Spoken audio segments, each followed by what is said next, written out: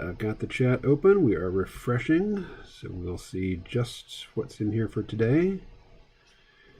And hello. All right, what's next? How about we start off with some music, as we often do. Come on. Okay. Just close the tab. Here we go.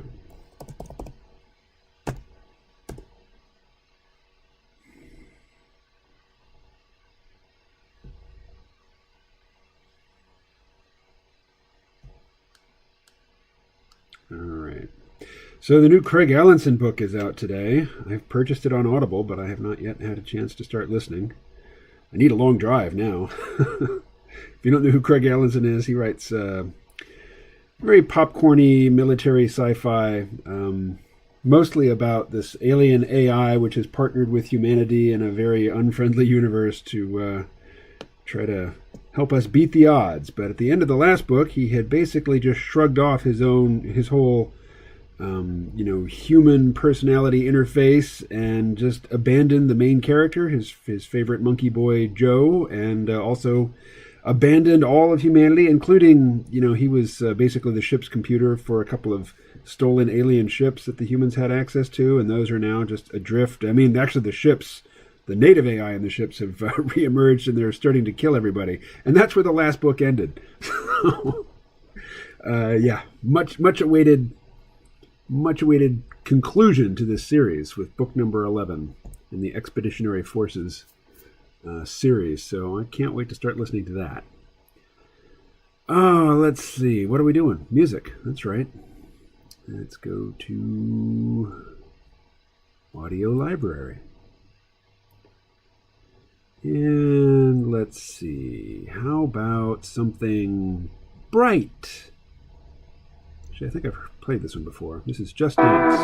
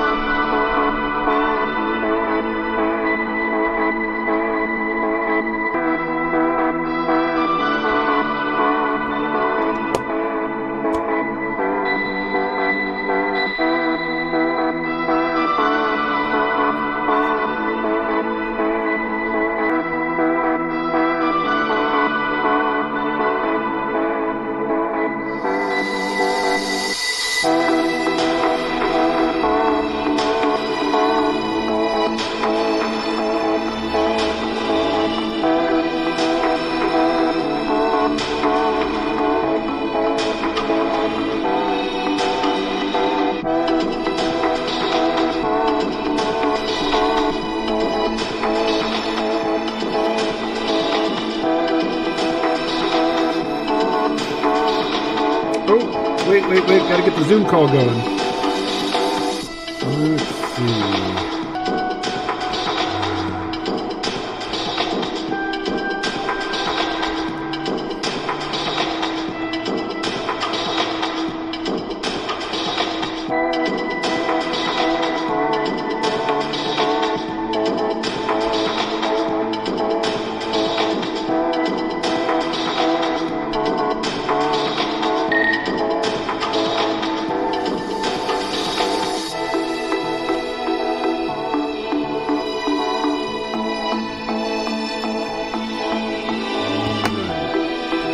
And gotta check the email, see if there's anything here from Philip, the person who's scheduled to be on today.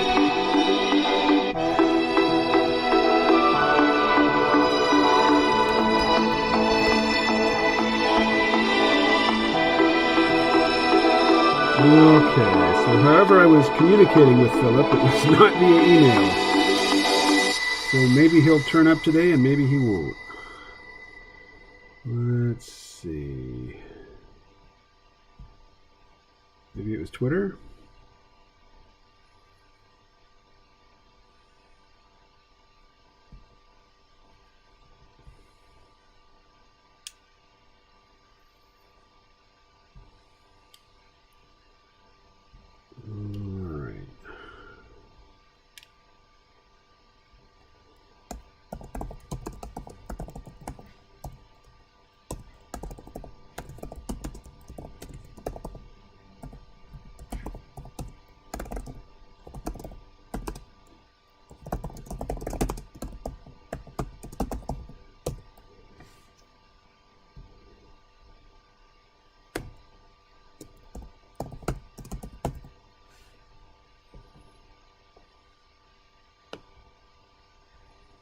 Come on.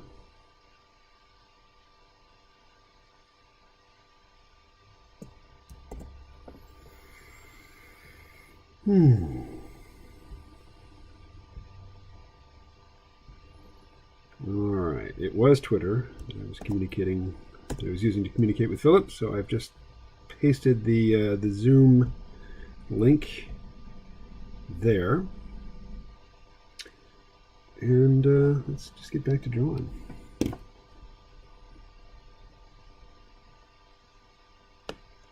So, here. You don't get to see me in profile because I don't want to be distracted by that. All right, back. There's one person watching, according to my information, which is, I have no reason to think that it's accurate. Look, it's clouds. Aren't I a great artist? I can draw clouds. All right. Let's do something more interesting with these clouds. Let's make them red.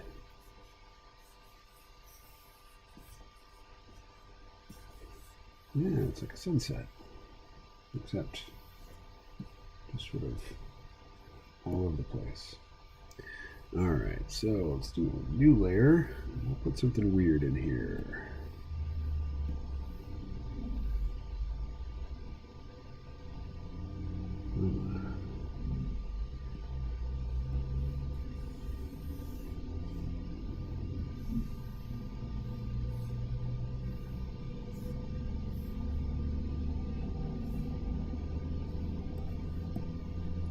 It's a sky whale doing his thing up in the sky. The sky whales do.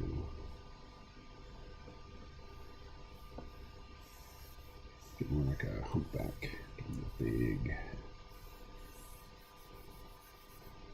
All right.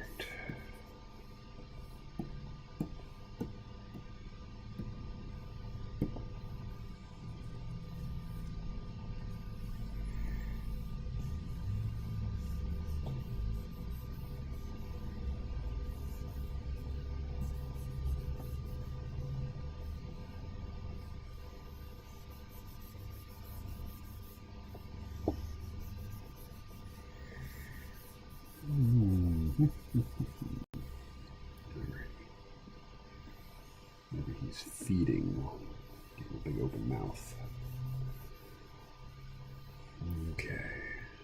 Big purple whale feeding in the sky. As they do. You know how they do. These big sky whales.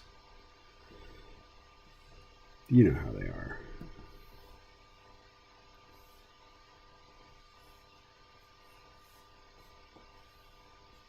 It's more like a whale shark. Like they're giving it the horizontal tail.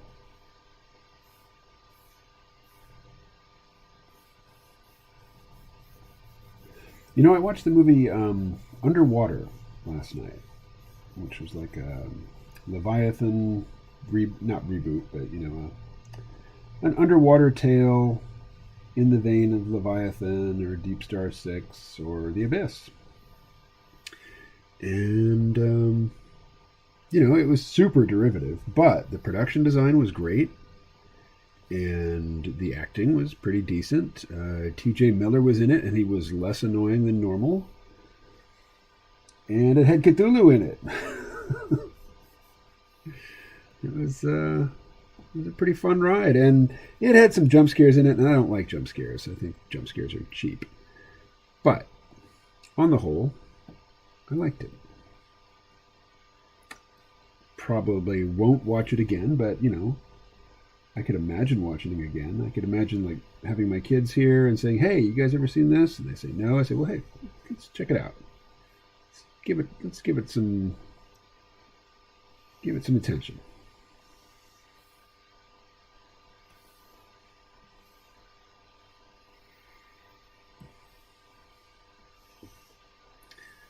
And do I see something in the chat? I do. It's Les.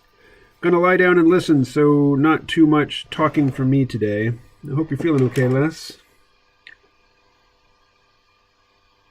You know, it occurred to me the other day when you were saying that you couldn't join the Zoom call because you didn't have a microphone. You can join Zoom calls by telephone, even if you just have a landline. You can just call in by phone, put in the ID number for the call and the passcode, and you're in. You're golden. So if ever you want to do that, let me know, and I will hunt up the phone number for the Zoom call that I'm... And this is the same Zoom call every single day. So somebody who wanted to be a pain in the butt could, just join without permission. If they got to be too much of a pain in the butt, I'd have to just cancel the call and reschedule it, and then all the information would change. But so far that hasn't been necessary. What's happening? What's happening here?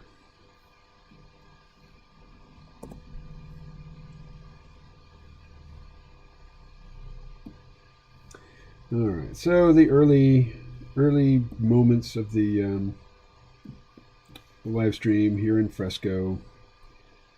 This is just loose, free association. Just draw whatever comes out. Sometimes people ask me what the stuff is, and if it's not obvious to you, it's not necessarily any more obvious to me. Just stuff. I just make marks on the page, and sometimes it reminds me of something, and I'll just push it in that direction, but I'm not starting out with a plan here. As Heath Ledger's Joker said, do I look like a guy with a plan? Alright, so I think this tail needs to be more like that. Yeah.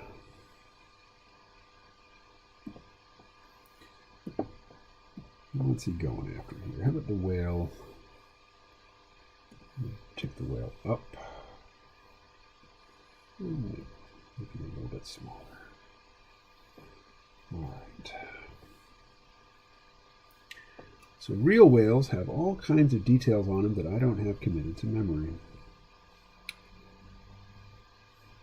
So I can either go look for a picture of a whale to try to get some of that detail and make this look convincing, or I can just push it in the direction of fantasy.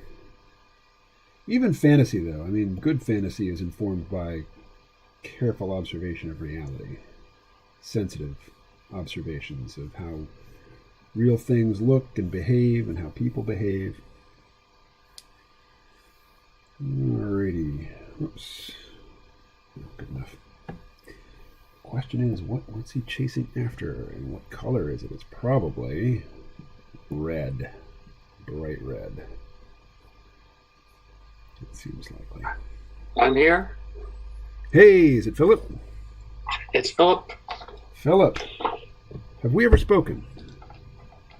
No, we haven't. Oh, okay. Well, it's nice to meet you.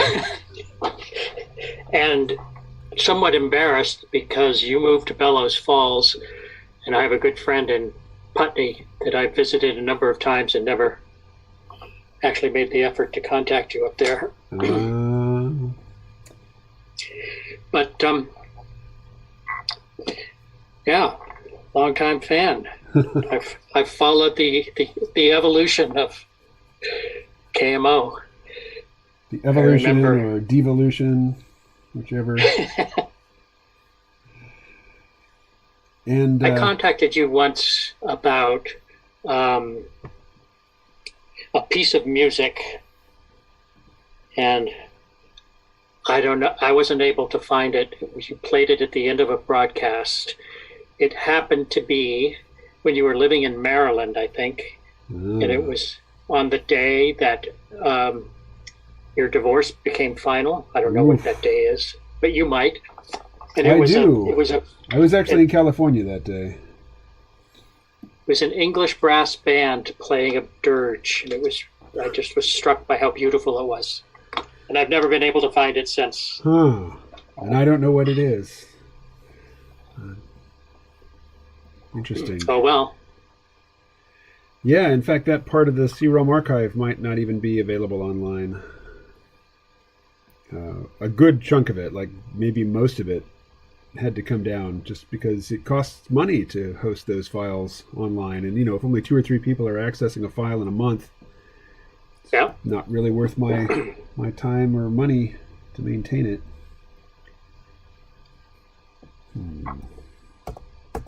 So, you've never seen one of these live streams before. Do you have the stream playing on YouTube? Do I have... Can you see what I'm drawing? Should I have 2 screens up, one of you and one of YouTube? YouTube, I think... Yeah. But you'll want to mute the YouTube window. Otherwise, okay, there'll be there'll be repetition.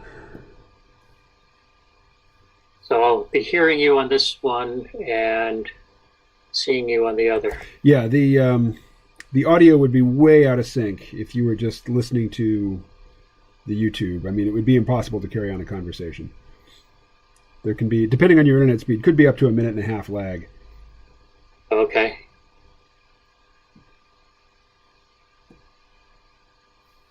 What's this?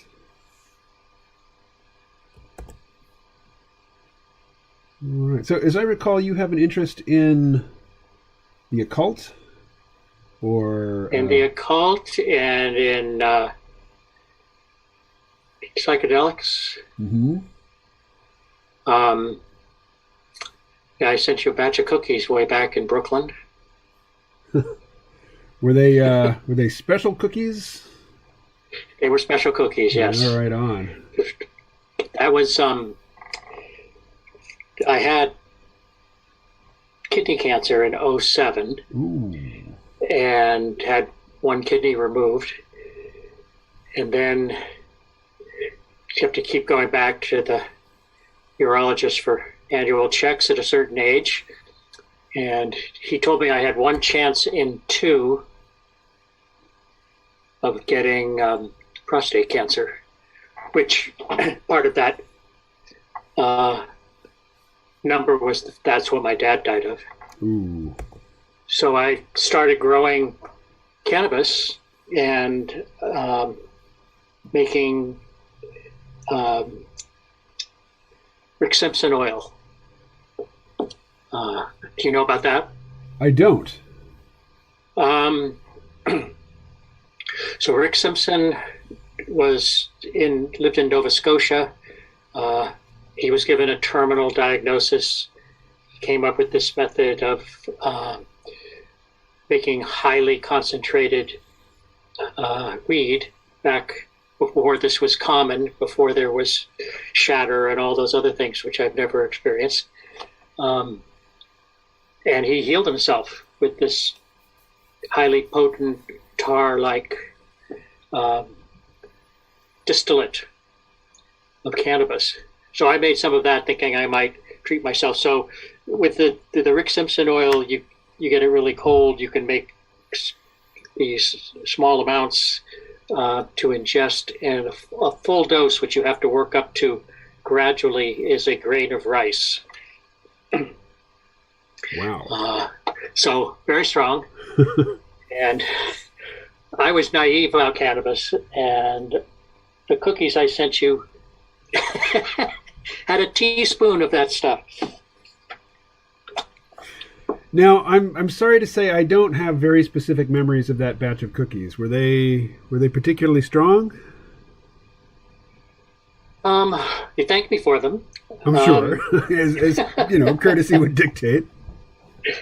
And that's when they came. The Vault podcasts were just getting started, and they tended to be edgy subjects like sex and drugs. I was living in Brooklyn at the time, so I had bad influences. So I'm not finding you on YouTube. What should I search for? I will send you the link. Okay. Let's see.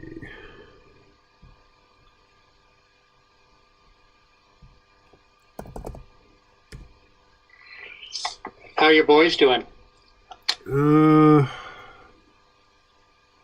Gosh, what should I say about that? This pandemic comes at a very bad time for them. You know, they've gotten to spend the last almost a year now just sitting indoors with no expectation that they should have to go outside and do anything. And that's particularly bad for my oldest, as he has social anxiety and would rather just stay home and stay out of sight. But, you know, he's 20 years old. He needs to do something. Yep. All right. Do you see the chat for Zoom here? Oh, I can post the link into the chat. Okay. You might need to hover your mouse down near the bottom of the screen to make a bunch of different icons appear. Okay, I opened the chat link. Okay, so... And there it is. Yeah. Excellent. Click on that, and as soon as you open the video, mute it. Multi-streaming with restream.io. That's the one. Need to figure out how to change that wording, as that's not particularly sexy. All right. You've been muted on YouTube. Excellent. Now, what I have on the live stream is just what's on my Cintiq. So it's what I'm drawing. I have the Zoom over on a different screen, so people can't see your name and they can't see your face. Do you want to keep it that way, or do you want to make an appearance? Oh, let's see. I'll just watch you draw for a bit, I guess. Okay. All right. Good call. We can always draw back the curtain later, but you know, once it's been drawn back, that's it. All right. And can you see the chat in YouTube? Yes. Okay, so we just have one person participating in the chat right now. It's Leszek, and he's in Poland. Uh-huh. And he says, "What did you talk about on the stream yesterday?" Oh, goodness. Yesterday was a banner day. We had two different guests, and they both had a very animated discussion that I was barely a part of, which made things very easy for me. But I cannot summarize it. Pomegranate juice will keep your prostate healthy longer. Have you heard that? I have pomegranate juice as a part of my regimen. Right on. And Les says, the pandemic is bad for humanity as a whole, not just for your boys, KMO, though it is a boon for investors. Well, yeah, it's a boon for rich people generally. They are doing quite well from this. But people like my kids, you know, it's already the case that many people their age are just not really starting what we would consider to be a normal adult life. And the pandemic, just like with so many other things, it just accentuates and accelerates that. Where now, you know, it's the responsible thing to stay home and sit in your room and just be online all day. It would be irresponsible to go out and work or go to school. You know, that's such a boon for people like my son, who really just doesn't want to go out and interact with people. Does he live in Maryland? Is that where they are now? Yes. Sorry, I'm just refilling my coffee. I stepped away.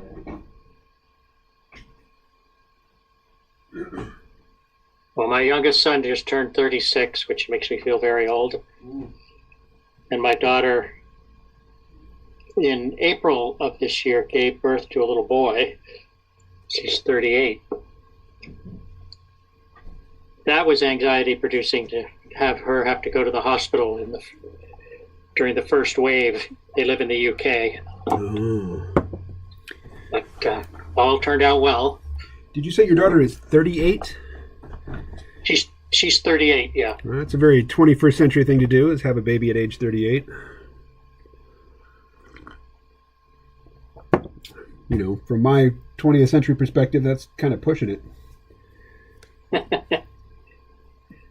Well, a somewhat terrifying factoid is that my wife's sister had a baby. They weren't using protection. She was 50. Whoa. Even if everything goes well medically, man, yeah. Having a newborn at age 50? Ouch.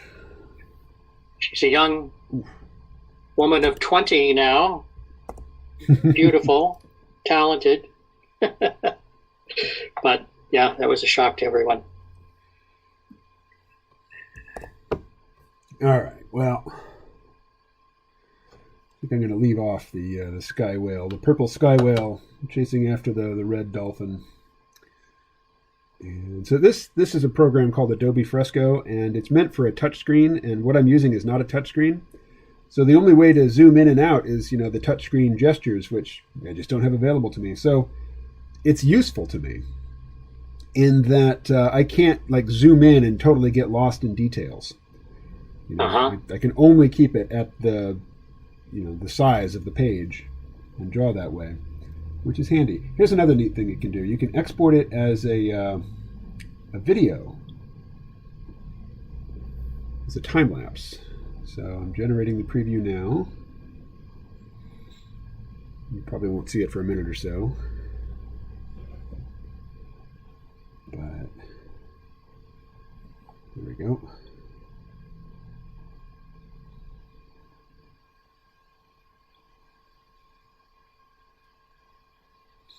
All right, we'll export that.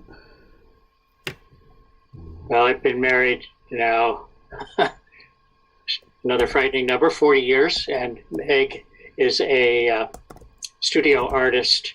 She taught drawing at the freshman level at Maine College of Art for many years. So you live in Maine? Yeah, in Freeport. Freeport. Home of LL Bean. I've heard of them.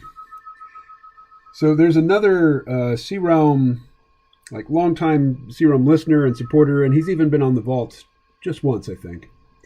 And he works at a university in Maine, but I don't know which one it is. So I don't know if he's close to you or not. It may come to you. What's that? It probably will not. Oh. I'm way too self-centered to memorize the details of other people's lives. I'm just caught up replaying the details of my own. Okay, so this is Photoshop. I want nothing to do with Photoshop right now. So no. All right, here's what I'm looking for. Clip Studio Paint. This is where I spend most of my time drawing anyway. All right. Although you're going to get to see a particularly honest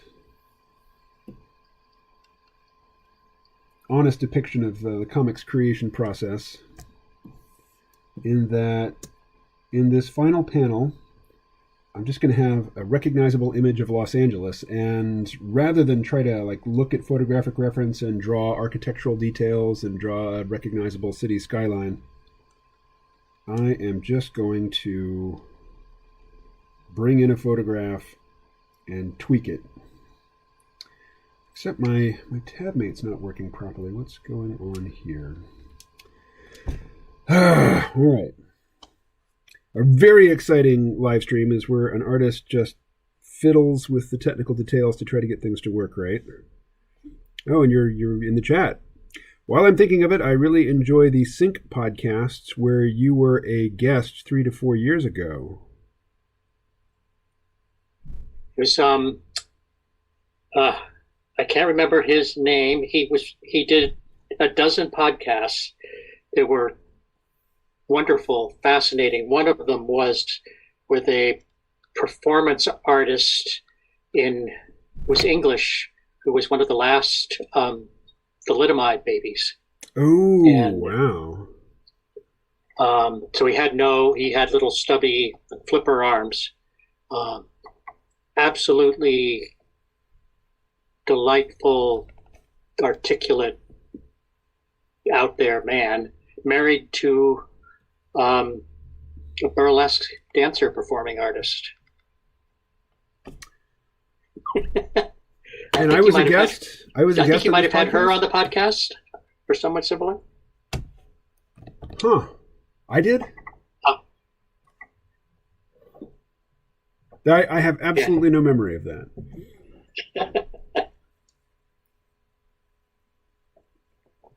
So you say I was a guest on this podcast, the Sync podcast?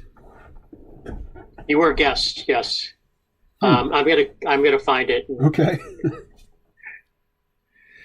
So I'm still struggling with my my tab mate here. I have the, let's see, button. Yeah, that's all as it should be. Okay. So why is it not working? All right. Is it synced with the laptop?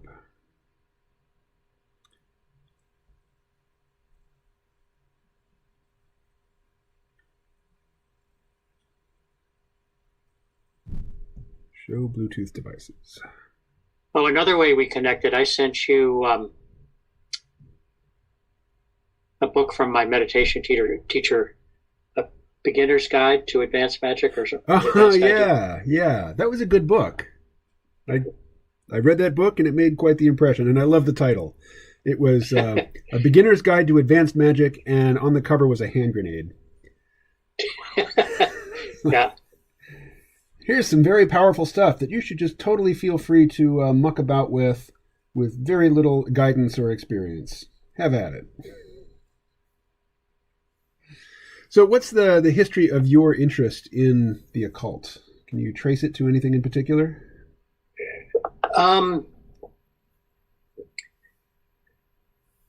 Well, Carl Jung is a young man. Mm-hmm. And always had that, my meditation teacher asked me what the most powerful spiritual experiences I've had, and the most powerful experiences I've had have consistently been dreams. Oh. Numinous dreams, near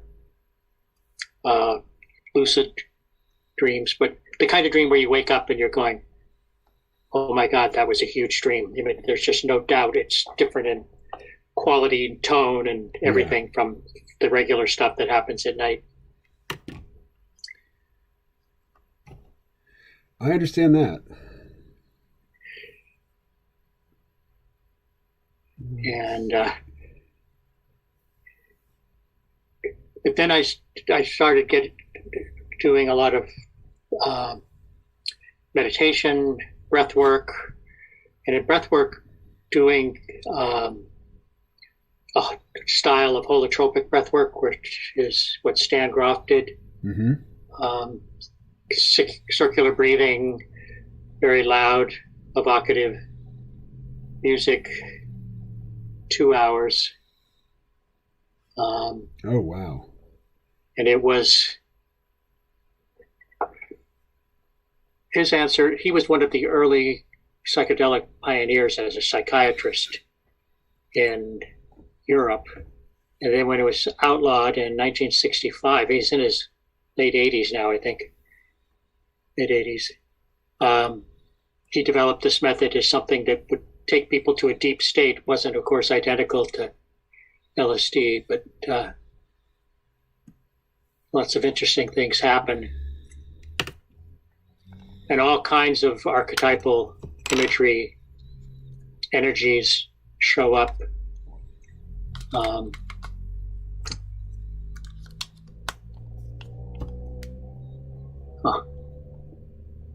So I'm scanning the Synchronicity podcast website, looking for your name.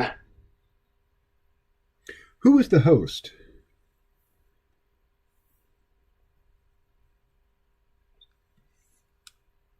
Do you remember the name of the host? I think it might have been Tom. I can't remember his last name. He had a wonderful, deep, resonant radio voice. I remember that. Very knowledgeable around the intersection of science and consciousness. In addition to interviewing you, they had an interview with Bernard Kastrup. It was really spirited and interesting. Um,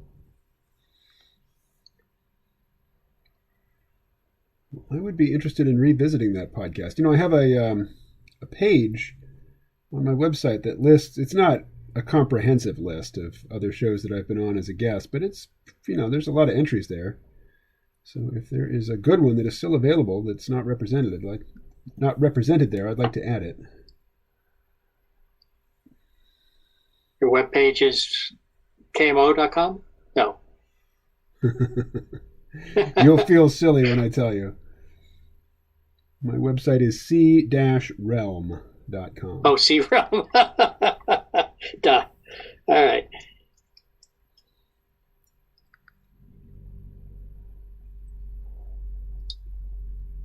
Oh, another in-person thank you for introducing me to Larry Lowe. Oh, good. That was I fit the description of those who had the culturally induced smirk whenever the subject was raised. Uh-huh. And then I remember driving down Interstate 95, a long drive where I listened to your interview with Larry, and it was like, this, like you said, a rational investigation. And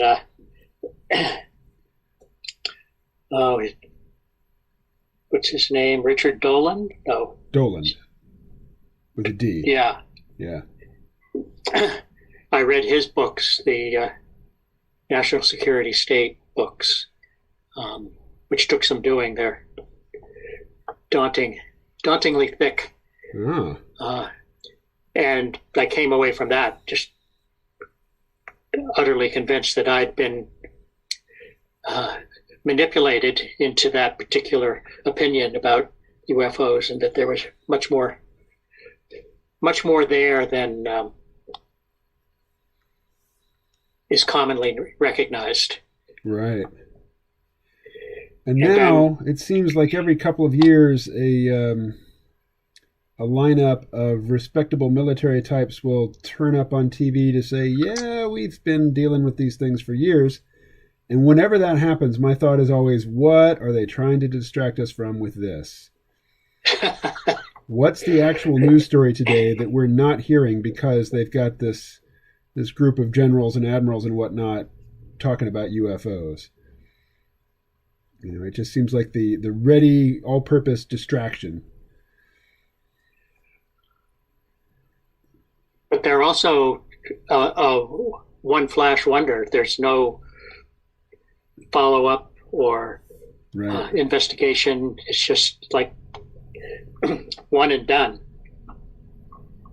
at least in mainstream media. I wrote you a description of my meeting the alien back in 2012,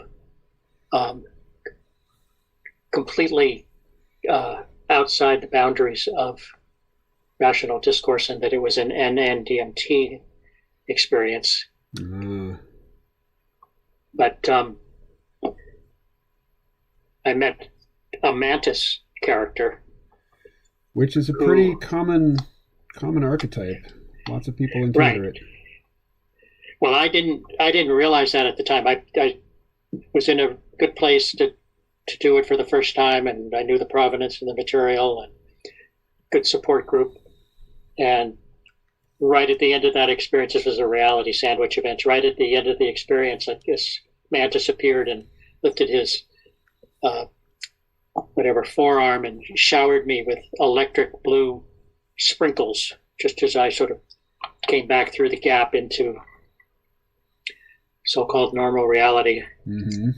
And that caused me to learn to make it myself and do all kinds of reading around it beyond just the book called, The Spirit Molecule. Mm-hmm. And went back to another event a full year later and had read that if you do Glossolalia while you're under the influence, it amplifies the result. Huh. Now, I've been on high-dose mushroom trips before where glossolalia was involuntary. I mean, it just Just happened. There was no stopping it, no containing it, no directing it. Well, my experience with NNDMT is you always feel, on the one hand, you feel unaltered, like you're just secure in your own self. There's no delirium or dissociation, even as the most extraordinary psychedelic experience is unfolding in front of you. So anyway, I did the Glossolalia, and what happened was I think I scared other people in the room because, among other things. But then looking around the room, I became a human GoPro camera for the alien being. He was sharing my sense experience. It wasn't a possession. It was just more like a co-pilot. So what I was seeing, he was seeing. What I was feeling, he was feeling. You were live streaming to the other dimension. Say again? You were live streaming to the other dimension. Right, exactly. Which was interesting, but it continued off and on for 3 years or so, and that was not interesting. That was disturbing. Huh. And one of the Mitch Schultz, who made a movie called DMT. I don't know if you've ever seen that. I don't think I have, no. I saw the Spirit Molecule movie, which was pretty sensationalized. I was rather surprised by that. It had Joe Rogan hosting, and his host segments, he was maybe shot in black and white, or maybe it was a low saturated, high contrast, sort of almost black and white, but he's in a white coat and pretending to be a scientist kind of thing. That's Schultz's movie. Is it? Okay. Yeah. Anyway, I stopped him at this event and said, "Oh, I had the most amazing DMT experience," and he sort of got that expression of somebody who's heard hundreds of DMT experiences. Here we go again. Forcing himself to be patient. And I told him about the Mantis creature, and he said, "Oh, you mean this guy?"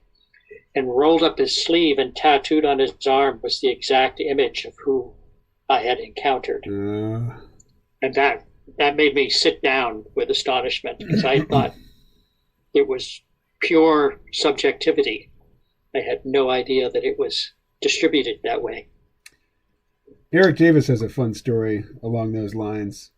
He had, I think, taken ayahuasca, and these bat-winged beings appeared to him and said that, they controlled the universe, or they controlled the earth, and that they were tired of it and they were going to reboot it, or, something along those lines. I'm not getting the details exactly right, but it seemed very serious, very apocalyptic. And when the experience was over, he told the person who had given him the ayahuasca what he had encountered. And I don't know if this was a South American shaman or gringo shaman, but whoever it was said, "Oh, those guys, yeah, they always say that." So yeah, there definitely does seem to be a more than just, the subjective spinning of nonsensical sense data into a coherent story.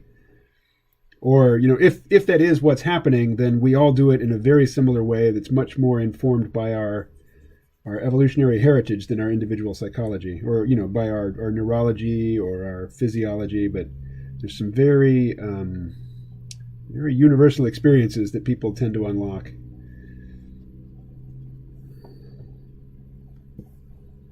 Alrighty.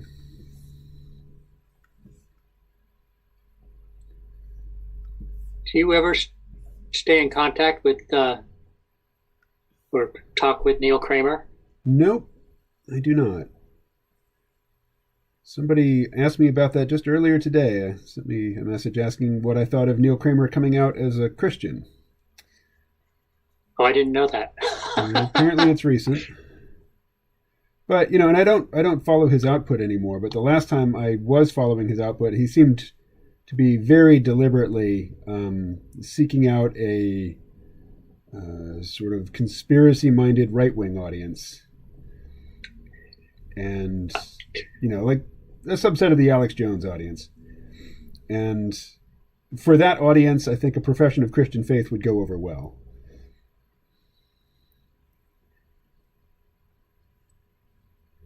Well, I had that series of talks that you and he gave when you were yes, the transitional couch surfing talks. across the country. Yeah. 2 countries. We were in Canada, 2 countries. too. Yeah. No, Ed Yersh, who was our host in Montreal, he's usually in the chat for these daily live streams. But not today. Today it's just Les. Oh, wow. He's had a lot to say here in the chat. He asks if you've had any prophetic dreams.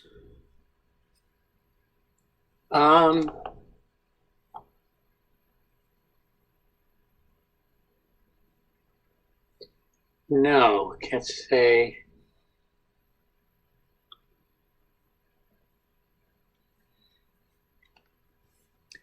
I've definitely had dreams where it really seemed like this isn't just another dream. This is me in contact with something.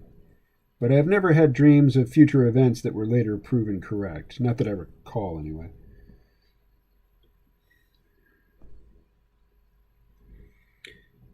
Les says, never tried DMT, although I've studied it greatly. Tried ayahuasca once, but it rejected me. I suppose on account that I had no neurotransmitters left to experience it after a 2-week Amsterdam escapade. Yeah, that's probably not the ideal lead-in to your first ayahuasca experience.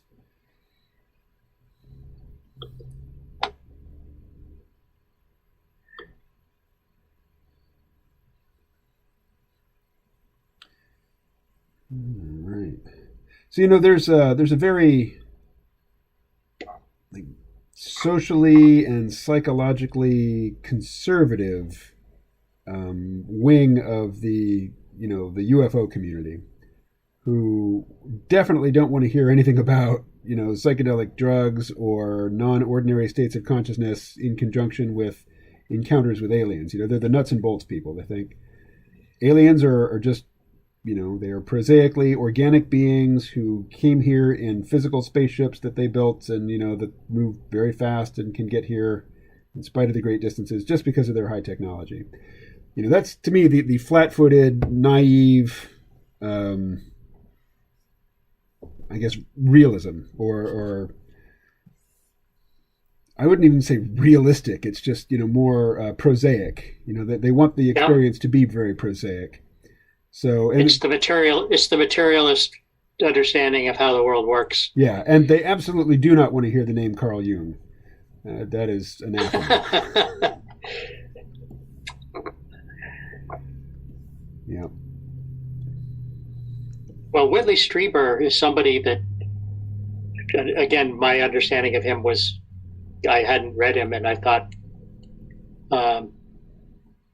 he was somewhat ridiculous. A kook, and I listened to one of his podcasts, and at the time he had paying members, and seemed like my initial take was, it seemed like a bit of a grifter, so I dismissed him. But his most recent book is fascinating, and I have a lot of respect for him as a thinker now. He's not a believer by any stretch. He just keeps writing as honestly and directly as he can about his immediate experience that he's having without trying to fit it into one of those belief windows like the grays are real and they're from Zeta Reticuli and right. We have one of their ships and we're trying to figure it out and all of that.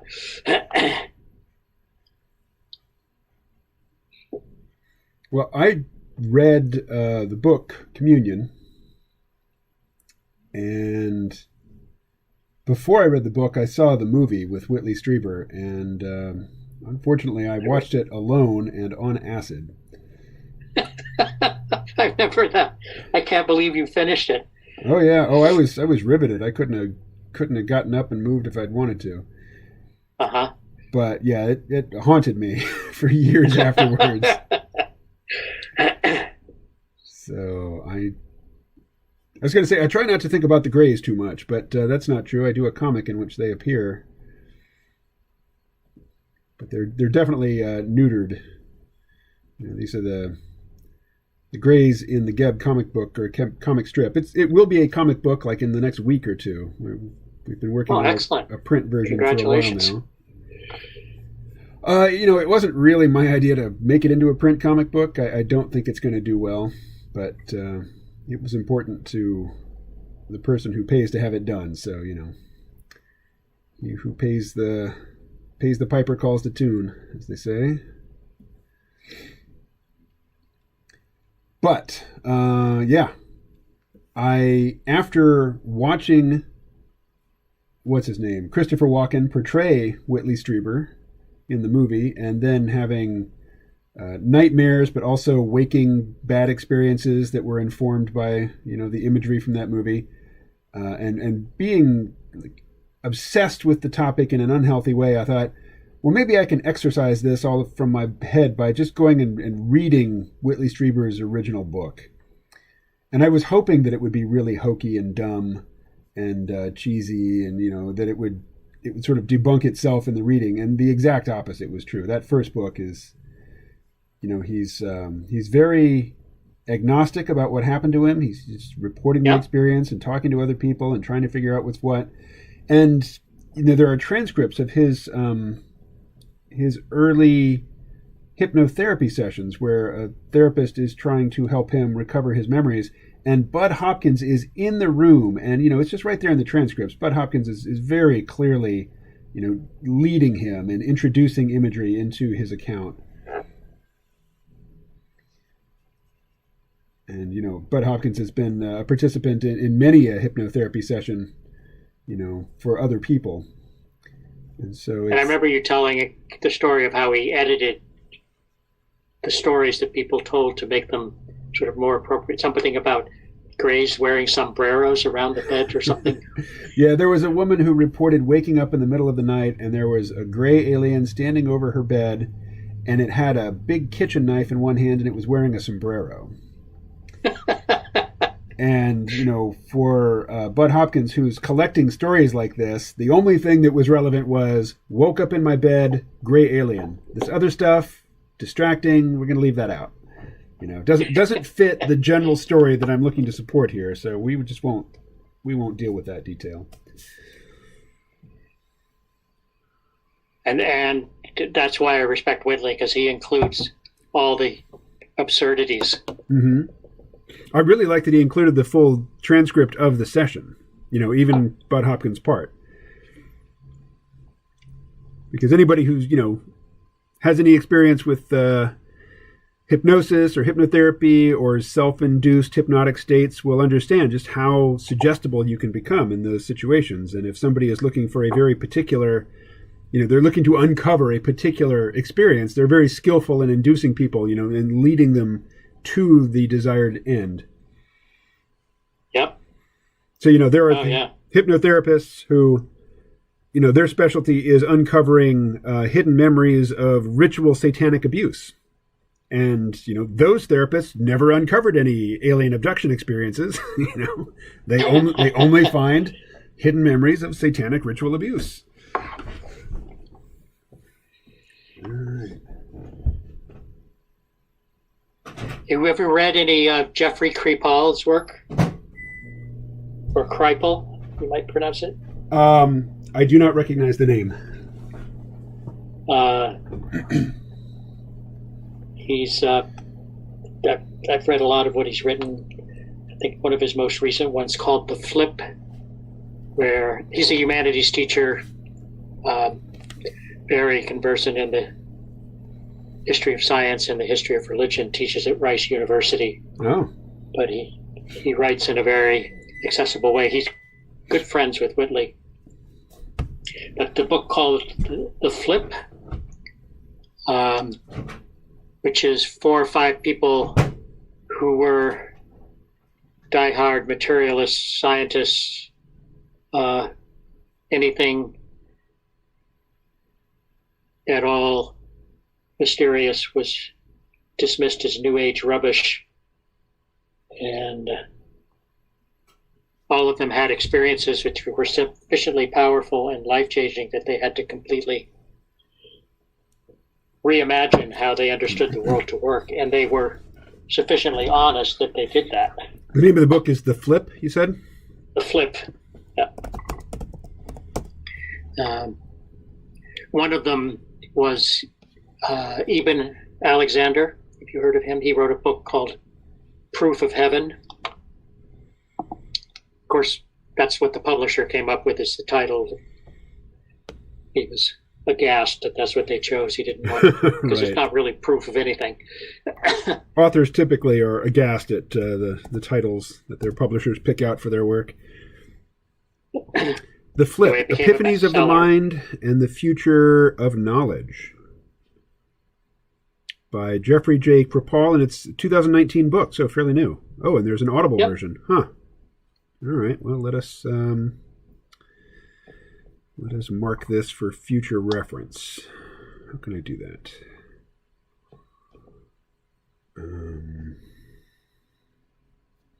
Well, I could just send myself an email.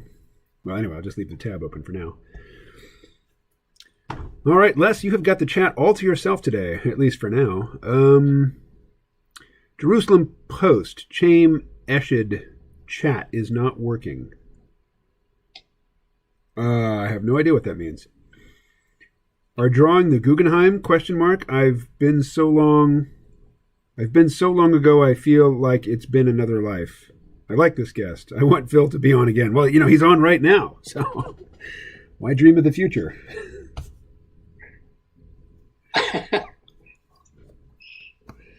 All right, back to it. All right, I need to read it. His voluminous posts here. You familiar with Gordon White? No, you're hitting me with all kinds of names I'm not recognizing. He has a really fun podcast called Rune Soup. You know what? I think I've heard an episode of that. Or I've heard of it. I listen to very few podcasts these days. I listen to a lot of audiobooks. Uh-huh. And while I'm in these live streams, I can't listen to anything or I'll get a copyright warning from Google. One day I didn't even realize anybody was listening. I just was sitting here drawing and I was streaming. It was a weekend when, I wasn't scheduled to do a live stream.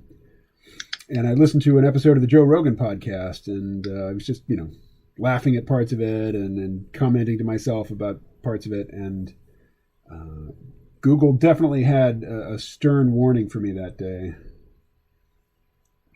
That's not your material.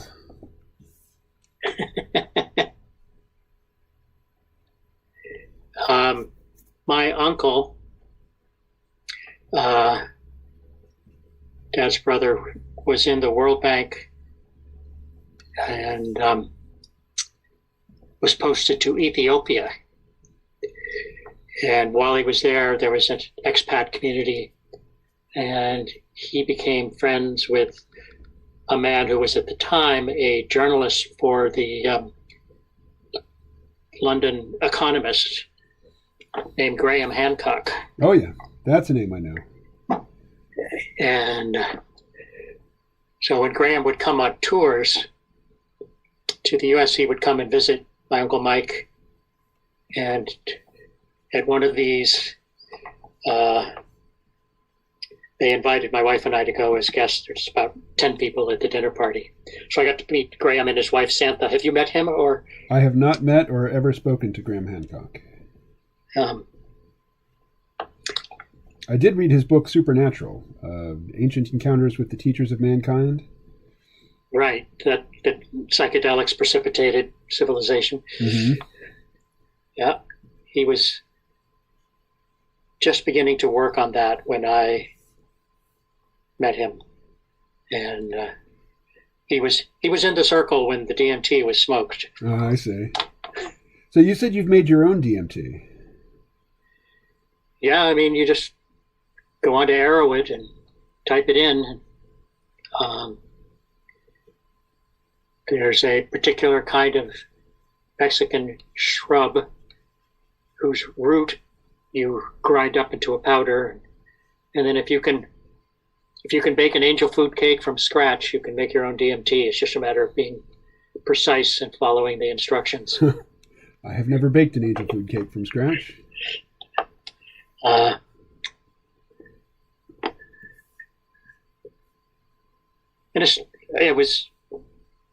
I'm not interested in doing it again, because frankly, I don't want to share my experience with that being or take the risk of same.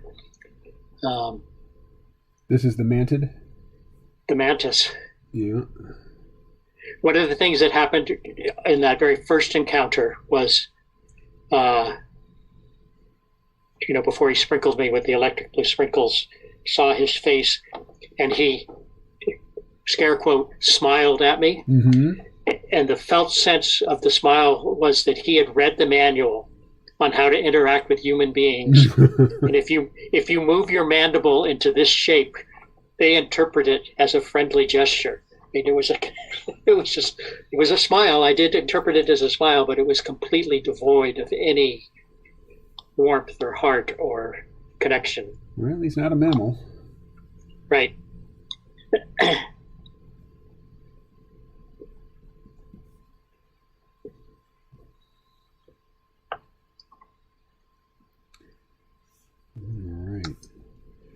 Well, I have attempted to smoke DMT on far more occasions than I succeeded in doing so. There's been many a times when I've taken that foul lungful of noxious tasting smoke, held it for a long time, exhaled, took another one, exhaled for a long time, exhaled, took another, and then leaned back and waited for the experience, and nothing really happened. That's happened a lot. And really only a couple times I really got the full experience. Well, one of the things that brings me to Putney on a regular basis is this friend of mine and his partner and myself. We've been leading 5-day magic mushroom experiences. 5 day? 5 days. So, yeah, we tilt the table with a variety of sort of intensifying experiences prior to ingesting. So you meet in the afternoon of the first day and do some community building. And then the next day we've been doing breath work, the holotropic breath work, lying down with a partner, 2 hours, circular breath, and then you switch, and the person that was witnessing the first session becomes the breather in the second session. That takes a day. And then going over those experiences and interpreting them and teasing out their meaning for the person who had them. And then the next day is pretty much spent doing a few simple exercises and then ingesting in the afternoon so that the experience crosses the divide between daylight and nighttime. Right, but it doesn't keep you up till the sun comes out. No. And then the next day is pretty much spent in circle going over people's experiences of their mushroom experience and again teasing out things they might have overlooked or gone over too quickly, or just affirming the reality of what they experienced. So that's limited to 8 people. It's quite intense, and I've really enjoyed it. We've done 3 so far.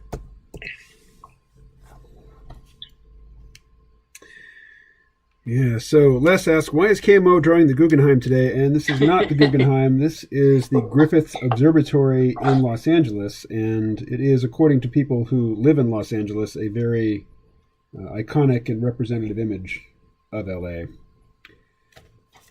Did you see La La Land? Did I? I'm not sure. No. They danced inside the Griffith Observatory, if I remember right. Who's in that?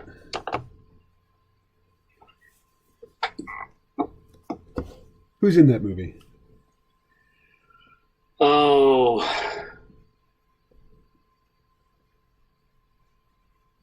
Two people whose names I should know. Actors. Actors. I'll Google it.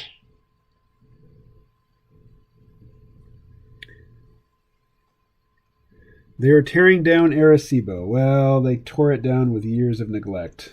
It kind of tore itself. Destroyed itself. Ryan Gosling. Oh, okay. I like Ryan Gosling. And Emma Stone. Okay. Who does an excellent job. J.K. Simmons. I like him a lot. Big fan. Yeah, me too. Did you see Counterpart?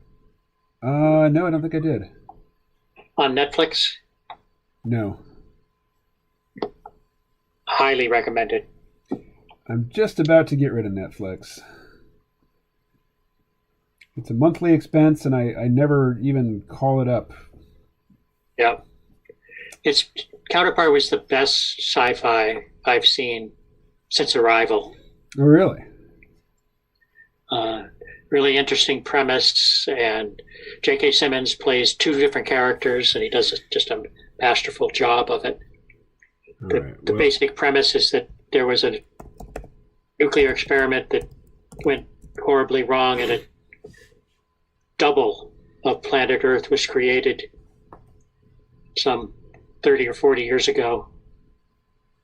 And they're evolving, and they're almost exactly the same, but there are slight differences, and there's a one passageway under this particular government building in Germany that where you can go from one world to the next. And it's just a really good story. Oh, wait a second. And somewhat prescient in that one of the themes is that one of the worlds experienced a pandemic from a deadly virus, and that world blamed the other world for introducing that virus into their world. So is it clear which world is ours and which is the duplicate? Yes. Okay. And who's doing the blaming? Is it us or them? Them. Okay.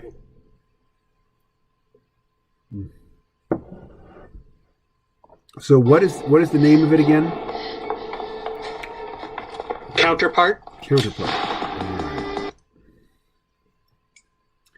All right. I am logged into Netflix now. I'm going to find it. I'm going to add it to my watch list, and then I'm going to close out of this tab. You'll know after the first episode if it's going to engage you or not. Yeah? All right. Your search for Counterpart did not have any matches. Oh, because there's too many R's. Let's try that.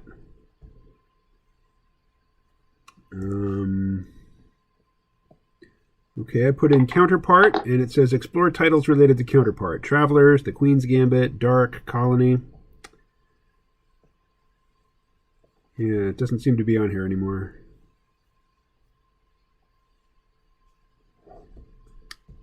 Let's see.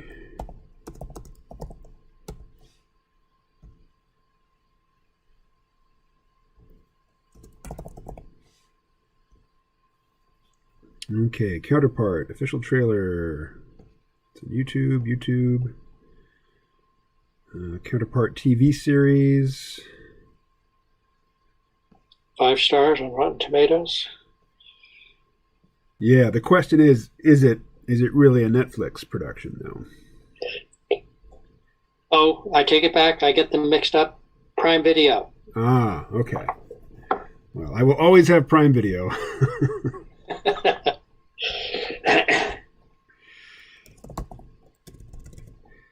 It's for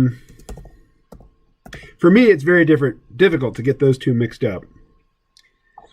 as I much prefer the YouTube approach, which is to just give money to creators all over the world and say, make something. Whereas the Amazon way is to, lean in hard and micromanage. So I'm kind of worried about what's going to happen with the Middle Earth show that they're doing. They paid an absurd amount of money for the rights to do a Middle Earth TV series. Oh, the way Disney bought Lucas Films? No, Amazon. Amazon purchased... It's similar to that, but Amazon bought Middle Earth.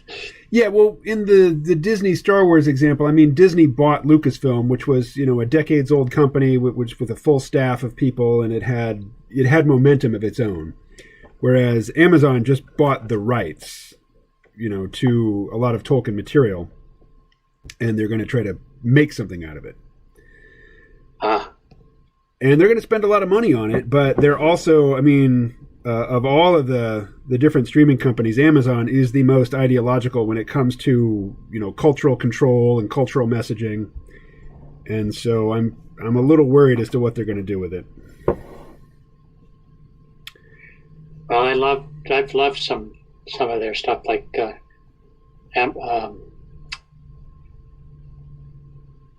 Mozart in the Jungle. Didn't see it. Really fun. Had a young woman trying to make it as a oboe player in New York City. Mm-hmm. They did a really good job of capturing the gig economy that a lot of ambitious young people find themselves in. Oh, yeah. And not so young people. Right. Like Ed, who is often, in these chats, he drives for Uber and DoorDash and that sort of thing. And he's diligent about it, and I guess he makes decent money, but there's no security. Now, he has the advantage of living in Canada, so he doesn't have to worry about, losing access to healthcare because he doesn't have the right kind of job. So, Les asks what you do for a living.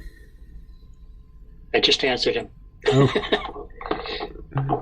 Retired.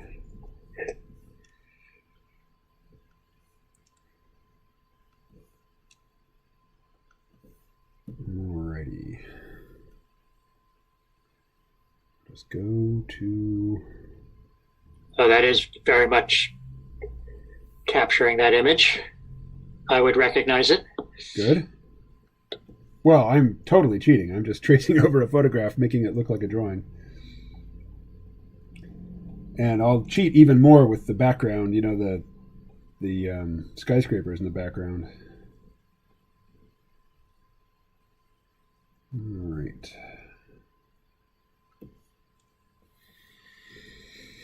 Let's see.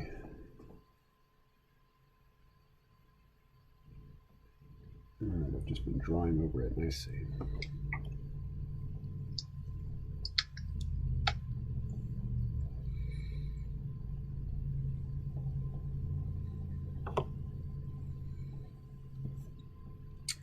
What to do with this, though? Okay.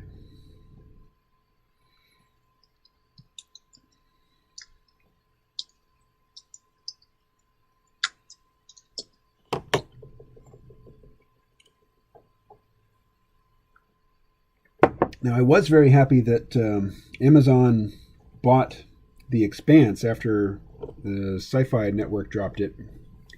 But then the first season of it on Amazon was pretty lackluster.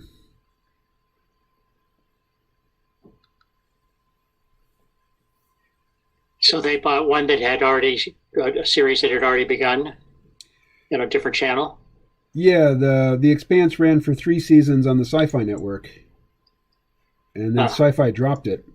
And apparently Jeff Bezos liked the show. So he just said, hey, buy that. Get that. And, I'll still watch the next season when it comes out. But the first season of it that was exclusive to Amazon, it was not nearly as good as the previous seasons.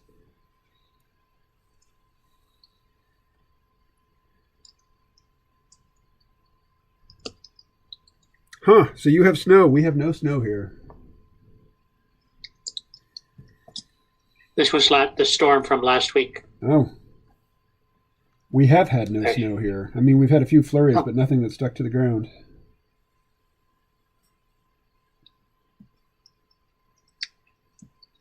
And it's Vermont, you know.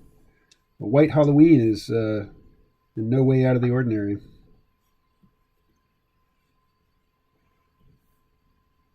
you still talk with the woman friend you made in the Philippines? Yes, daily. Is she fluent in English, or you stumble in Spanish? She is fluent in English, and Spanish is not widely spoken in the Philippines. Everybody's got Spanish names, but very few people actually speak the language. They speak a local Philippine language and English? There are, it's an archipelago of thousands of islands. And so there is a national language called Filipino, but Filipino is really, for the most part, it's just Tagalog. And Rose, she lives on the island of Cebu, and they speak Cebuano there. And people in Cebu are known in the Philippines for preferring to speak in English when speaking with people who don't speak Cebuano because they don't want to speak Tagalog. But Rose is particularly fluent, and she teaches English online, so there's still the occasional, cross-cultural misunderstanding. But just in terms of, being understood, we do pretty well. She manages my Instagram account. My son went on an adventure with his partner. Now, they finished now, I think maybe 2.5 years ago, almost 3 years ago, where they rode their bicycles from Portland, Oregon, down to Ushuaia, the southern tip of South America. Wow. Took them 18 months. And when they were sort of batting the idea around, I flippantly said, "Oh, that's great. If you go, I'll fly down to Cusco and meet you in Peru, and we'll see the sights." They did go, and they did get there. And then at one point I got a text from Ecuador. It's like, "We're in Ecuador. When are we meeting?" And so we did meet in Cusco, but they were part of a traveling community, and there are a significant number of full-time travelers who earn money enough to survive by teaching English online to Chinese and Japanese, mostly Chinese at this point. Yeah. Rose is mostly teaching Chinese students. They said the trick is you have to learn how to talk and smile simultaneously for the entire lesson. That gets you positive referrals. Interesting. It's just a cultural thing. Well, I suppose it's a very select class of Chinese people who get to travel internationally, but they are famously the worst seatmates on long flights. They poach on your space. Yeah, and they're just really, there's just no sense of courtesy or, empathy for other human beings, it seems. It's like, it's just strict zero-sum competition. So apologies to Chinese travelers who go out of their way to, present the opposite image, but you have a big deficit to overcome there. Your predecessors have really shit in a lot of punch bowls.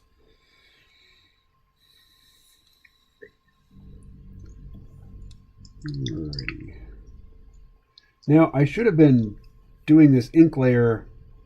I did this ink on a different layer. Instead, I've just been drawing right on top of the photograph. Oh well.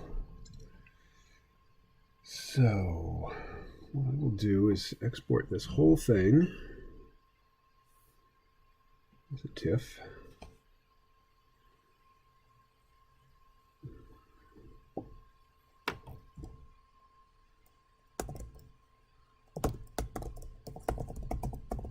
remember you started a strip in Brooklyn for a while, but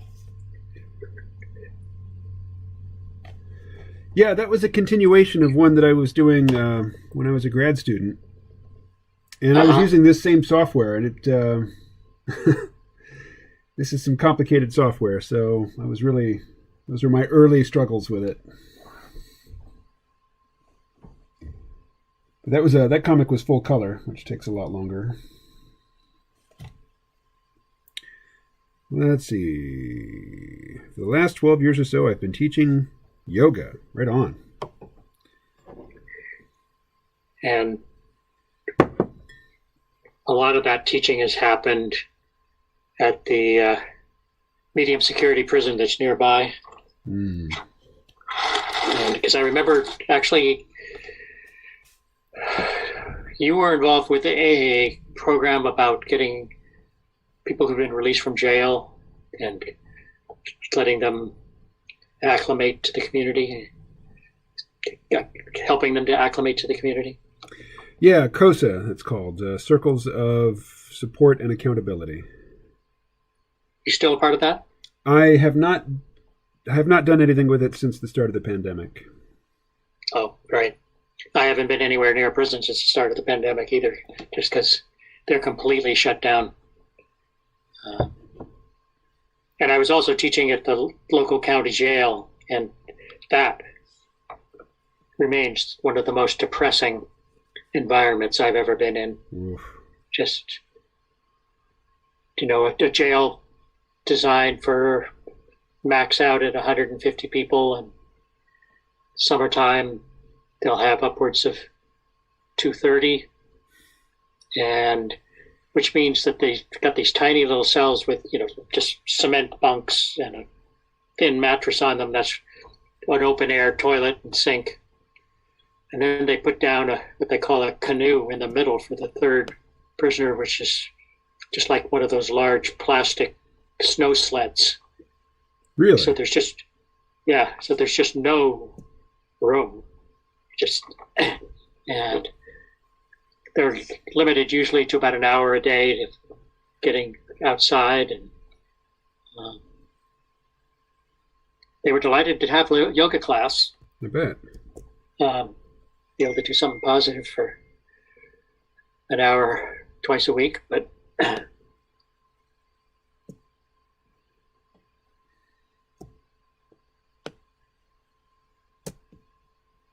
right. Now I'm back in Photoshop. Typically not where I want to be, particularly without a mouse, but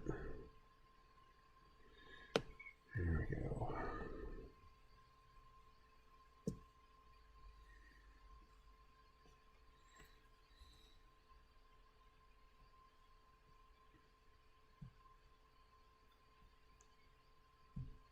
Texting my 92-year-old mom, who's basically with it, but starting to drop a marble every now and then. How old is she? 92? You said she's 92? All right. Yep. My mother is 80. And still has most of her marbles, but she has about 20 head of cattle, which I really wish she would get rid of, because cattle are dangerous. And the financial reward is meager, sometimes negative. Yeah. And you can easily get badly injured. And at age 80, badly injured is a lifetime condition. Can be. Is she running the farm by herself? Yeah. She is. All right. Let's go with...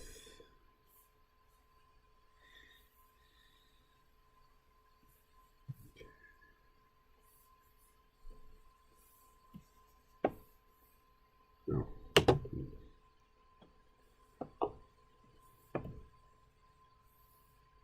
So my mother was born and raised in Portland, Maine, moved away when she was 20, and she was a snowbird for about the last 20 years or so, but she just moved back last March, just before the pandemic shut everything down. And now she's a full-time resident. So she's experiencing her first Maine winter in 72 years. And of course, the most noticeable feature about these northern winters is how dark it is, how quickly. Oh, yeah. 4:15 in the afternoon, and it's pitch black. Oh, that device does not work in this program. How many times will I pick it up and try to click it before I realize I'm in Photoshop? Let's see.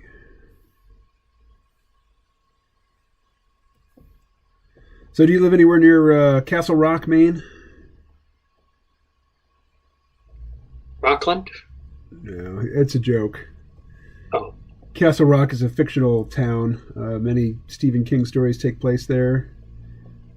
And I think HBO did a series called Castle Rock, and it mixed up elements of many different Stephen King novels and short stories. I picked up Stephen King's book, It. Uh-huh. 1.5 pages, was completely spooked and had nightmares for a month. I realized that horror is just not my thing. Yeah.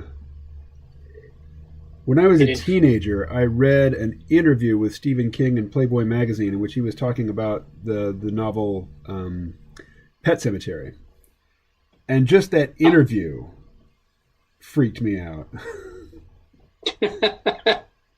Yeah, I'm not a horror guy either. He's a wonderful citizen for the state of Maine. Yeah. Generous and participates. And he's an entertaining speaker, too. I've watched a couple long-form interviews and they're not really interviews. I mean, they're just conversations, two guys on stage. But good conversations between him and George R.R. Martin. They're very entertaining.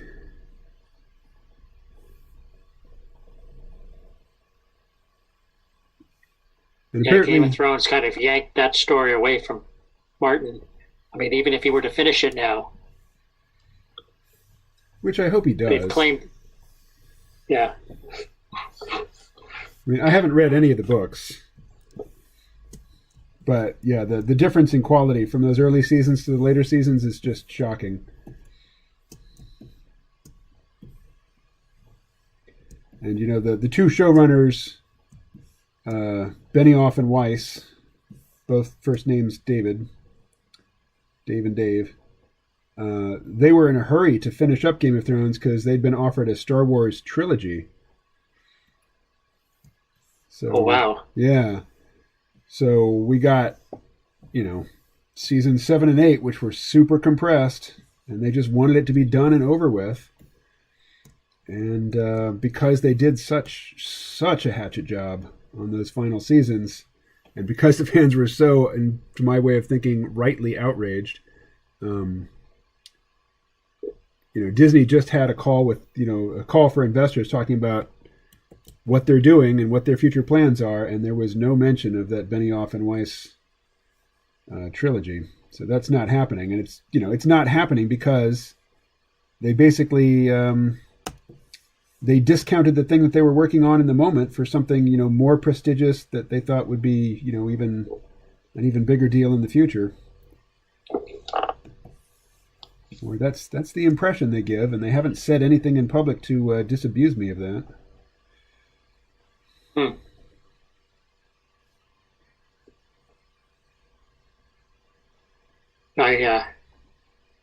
Because of the pandemic, I succumbed. I've watched maybe 4 or 5 episodes of The Mandalorian. Ooh, I love The Mandalorian. So you're watching them in order from the beginning? Yeah. Okay. 5 episodes in? Huh. Okay, I think I know where you are, roughly. It's a Western. Yeah, well, it's a combination. I mean, it's drawing from the same sources that Lucas was drawing from. So it's a Western, but it's also a samurai film.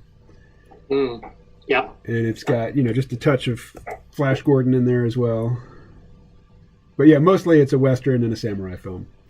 Two genres. And a splash of mysticism for the young Yoda. Does he have a name yet? I don't. Grogu.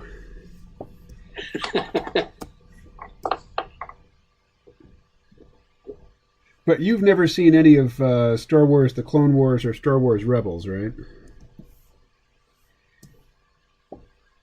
I think I watched the first 6. But you're talking about the movies? Yeah. Yeah, I'm talking about the 2 TV shows. Star Wars: The Clone Wars ran for 7 seasons, and Star Wars Rebels, I think, ran for 5.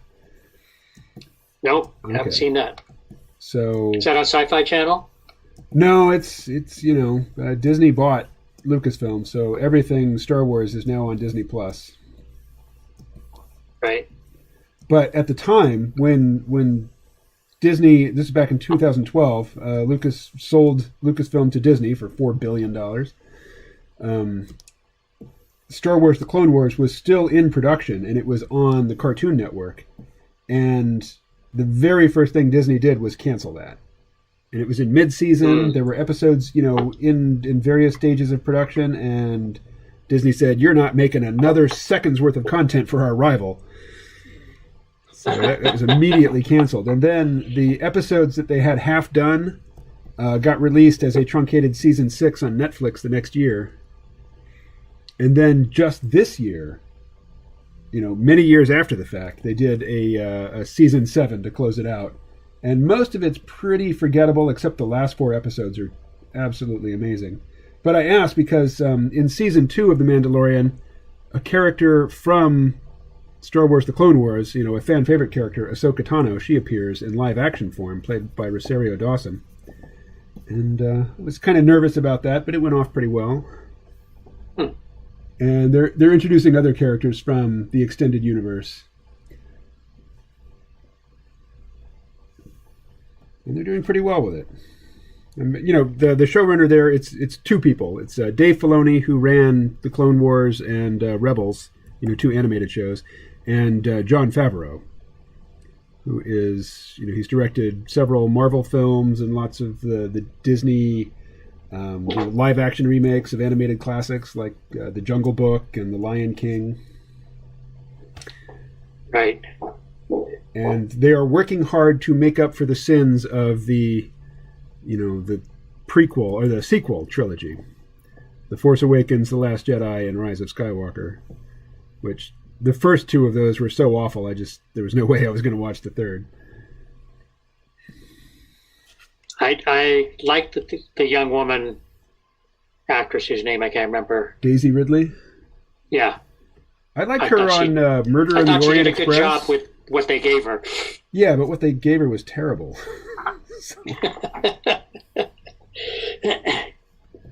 Now, I feel sorry for all of the stars of that new series.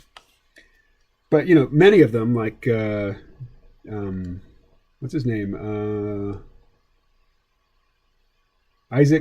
Oscar Isaac? Or is it Isaac Oscar? Oscar Isaac. He plays Poe Dameron. He's been in many films. He's, well established as a good actor. So those films can't really harm him. But somebody like Daisy Ridley, who wasn't really known before that role, she's forever going to be associated with that terrible role. Right. So I kind of feel bad for her. All right. All that time just to make a selection. And it's still not done. Let's see. Was that male actor you talked? That's he was the lead in one of the leads in Ex Machina. Yeah, he was the billionaire who was developing the. Right. And the other guy in Ex Machina, the employee that he brought out to his remote compound to interview the robot, that's General Hux. He also appeared in Star Wars: The Force Awakens, Last Jedi, Rise of Skywalker. Oh, right. He was an army officer or something. He was a naval I'm not sure what his exact rank was, but he was a general. Yeah, General Hux. But he got played as comic relief in those films.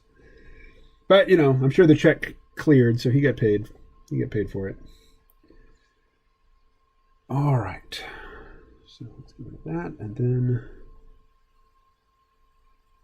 delete. All right. That's what I was looking to do. And let's save this selection.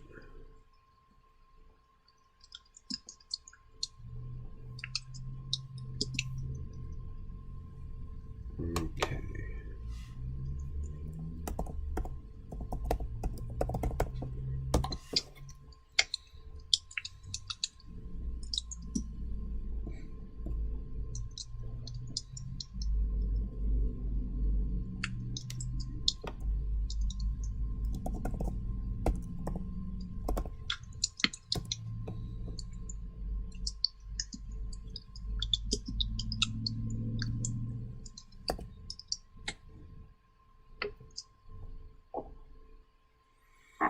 Okay, Les is back from the liquor store. Bought my poison of choice. Now, Phil, I earnestly retest. I think that's probably meant to be something else. I earnestly something you to talk about. Request. Request. Right, okay. The mantis entities. Are they related, genetically speaking, to Terran insects? And, you know, he can hear you. You're on the stream. Okay. You're welcome to just answer him verbally. But you say, not that I know of. They are similar in appearance, but much larger. The evil aliens in Independence Day are a pretty good rendition. Not at the liquor store. What is your poison of choice, Leszek?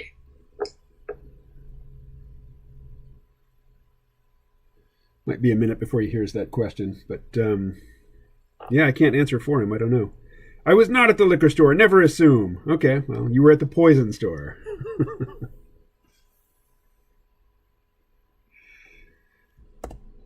The question remains, though. What is your poison?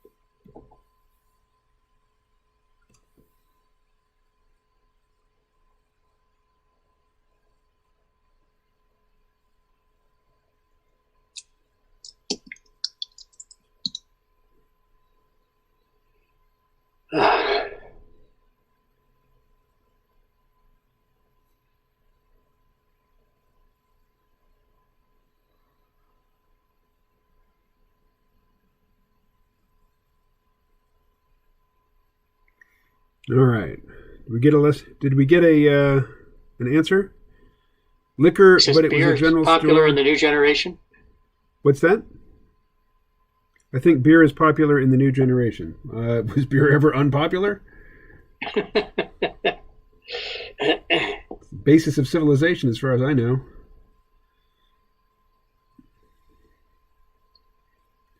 One of my favorite factoids was that in the days of King Henry VIII, the army on the march might make 4 miles in a day.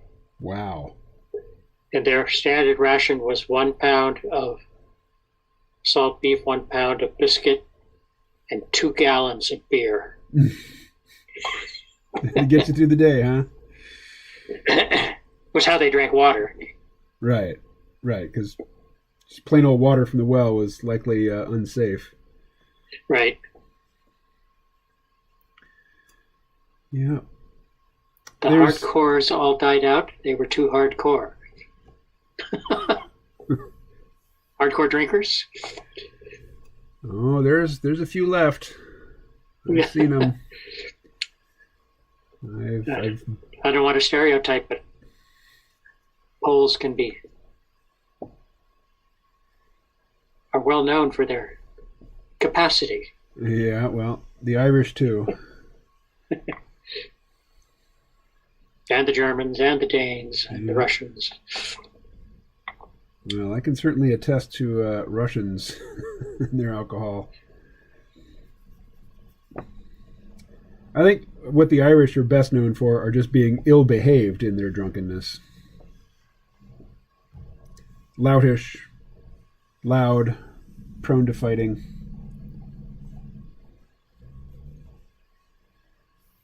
My daughter finished her PhD thesis a few years back. I sent her a bottle of Irish whiskey, mostly for the name, called Writer's Tears.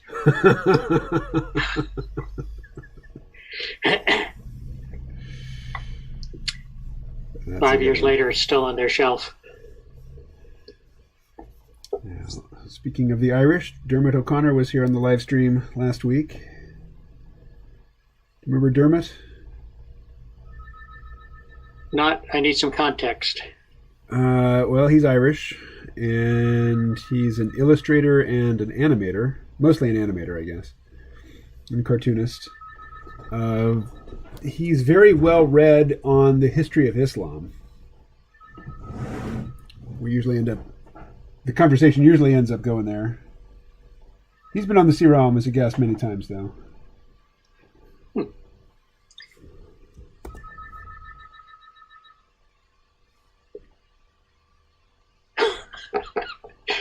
My alcohol dehydrogenase wears a kippah.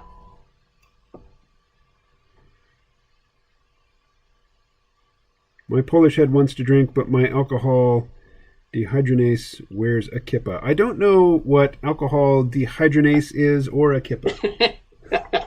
Me neither. So, Les, there's your opening. Go ahead and unpack that for us. Just minutes.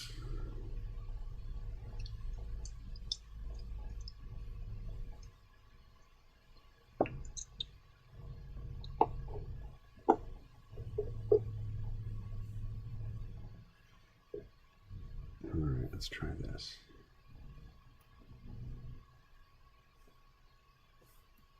Actually, I was listening to Sam Harris podcast, which I do maybe every couple of months. Mm-hmm. But he was talking about how his attention has become degraded by his iPad and screen time, and how he used to be able to sit down and read a book cover to cover if he had the time and was fascinated by what the author was saying, and he can't read for half an hour now without falling asleep or getting bored or distracted. Yeah, and I've got that as well. I've experienced the same thing. Go ahead. You've experienced the same thing.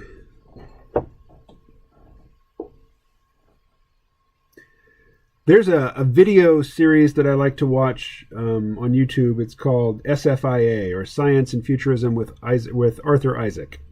Not Isaac Arthur, the actor, but Arthur Isaac, the the science dude. And I've only been watching these for about a year, and he's been doing it for many years, so there was quite a back catalog to get through. And they tend to be long, like, in the half-hour range, and it's basically just him reading a written script. And the imagery is fairly generic. It's not really... he has a collection of sort of background imagery loops, and sometimes there's some resonance between what's on screen and what he's saying, and sometimes not. So it's mostly just like an audiobook. And I was in love with these things for several months, and I would listen to them all and listen attentively. And now they just put me to sleep. And it's not because I'm bored. It's just, if I put that on and if I haven't just had a big cup of coffee and it's bright daylight outside, I'm asleep in 10 minutes. So my cognitive decline is ongoing and accelerating, I think. It's distressing. Yes, it is distressing. All right. Now I want to put in a dot screen. I went down and I received a gift of some money, so I bought a ticket to see Sam Harris in person in bus ticket and hotel in downtown Boston about 2 years ago. Because one of the things I've liked about Sam Harris is, one, he's a very careful thinker, but he's also straddled the world of, for lack of a better word, mysticism, meditation, and science. Mm-hmm. And it was pretty disappointing that those two groups, the materialist scientists and the mystics, don't blend particularly well. Right. Or there's not a large intersection of those two circles. Mm-hmm. So it seemed to me like he realized that his bread got buttered by the materialists. So that's where he came from for the talk. And although he did do a podcast this year of his experience of 5 dried grams in silent darkness. Oh. Which was it was good, but it was also, he kept coming back to, words don't really work here. Yeah. Very difficult to encapsulate this.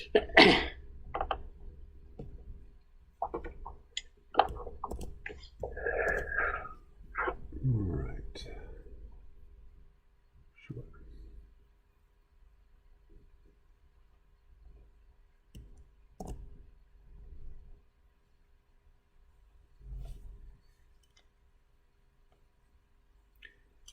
I saw Sam Harris in Philadelphia a couple of years ago.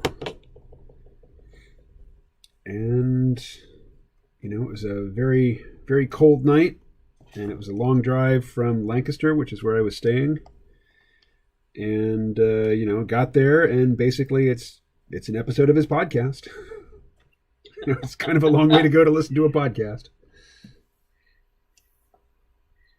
Who was he interviewing?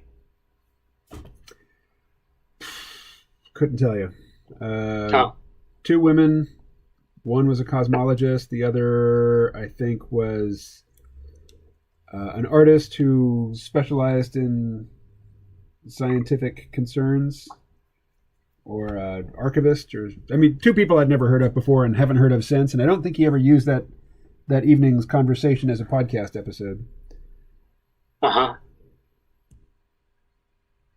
It was expensive to go hear him. I remember that. Well, the ticket was gifted to me, so that wasn't an issue. Yeah, I never would have shelled out $80 or $100 or whatever it was for the opportunity to sit in the theater and listen to Sam Harris talk to 2 people on stage. Okay. Where is that file that I just created?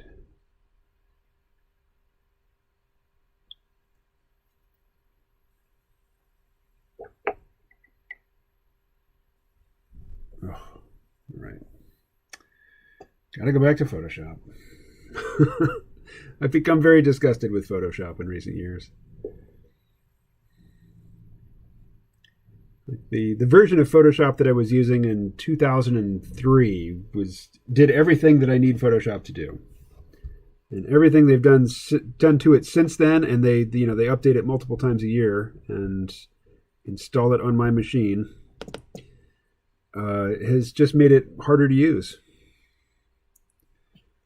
I am well familiar with my wife's yelling at her computer when she's trying to do something with her images on Photoshop and gets thoroughly frustrated.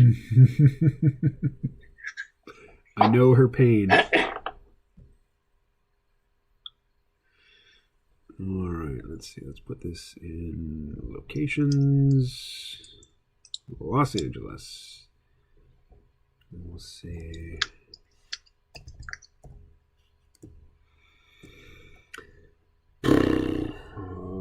Griffith.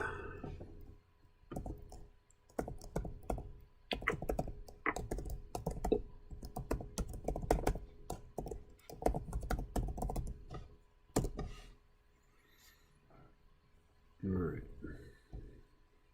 Let's try that again.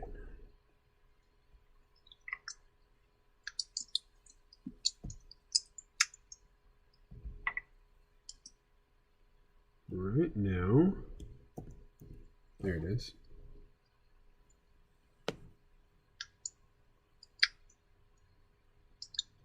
All right, all that time for that.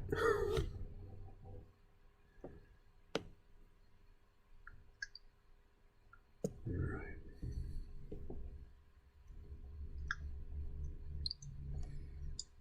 Now.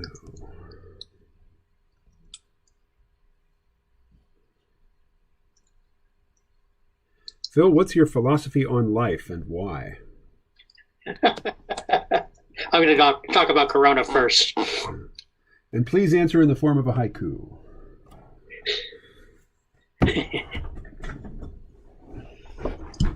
So I'd be interested, and folks just listening would probably be interested as well. So you don't have to type out your answers to Les. He can hear what you're saying.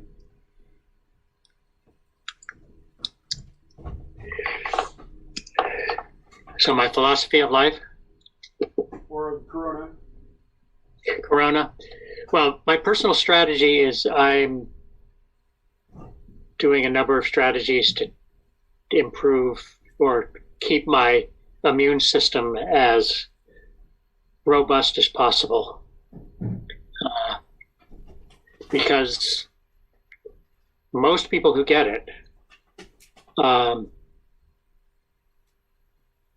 recover and recover completely. So for a large percentage of people, it's a really bad flu bug. But there's just enough unknowns there so that I can't be flippant or any sense of superiority about it, I'm sure. So for instance, I take vitamin D. I take 10,000 units of vitamin D every day. There's some evidence that reduces the severity if you do catch it. I wear a mask, which not so much to prevent me from catching it, but if I do encounter it, to get it into my body in a small enough amount that my own immune system has a chance to respond to it. It doesn't get overwhelmed. There's a Dr. Zach Bush that I've listened to on YouTube a few times. Mm-hmm. Multiple board certified MD. And he makes the point that the virus came out of the most polluted part of China, where there's large-scale industrial animal husbandry. Mm-hmm. And that it was an outcome of our abuse of soil, water, and food. Am I spelling Los Angeles correctly there? Angeles? Alexa, Yeah. how do you spell Los Angeles? Los Angeles is spelled L-O-S space A-N-G-E-L-E-S. All right, very good. Alrighty.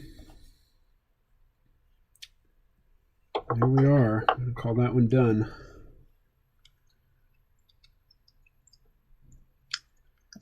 In VZ's office. Good news, sir.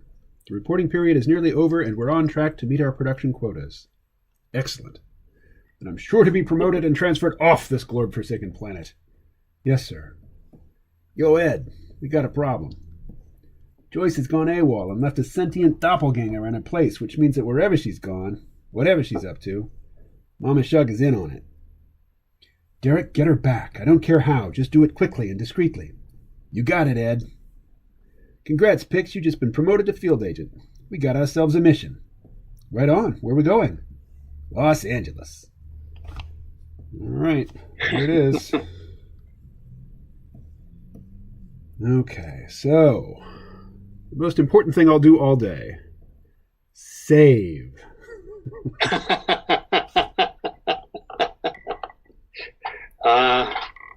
Spoken like a man who has forgotten that basic act. Oh, goodness. Time and again. It's like drinking tequila. You think you could learn? Don't do that. That stuff is bad for you. You will hurt. Nothing good has ever happened the few times I've drunk tequila. Yeah. Alrighty. So, let's see. Let's export. There's a TIFF. Save.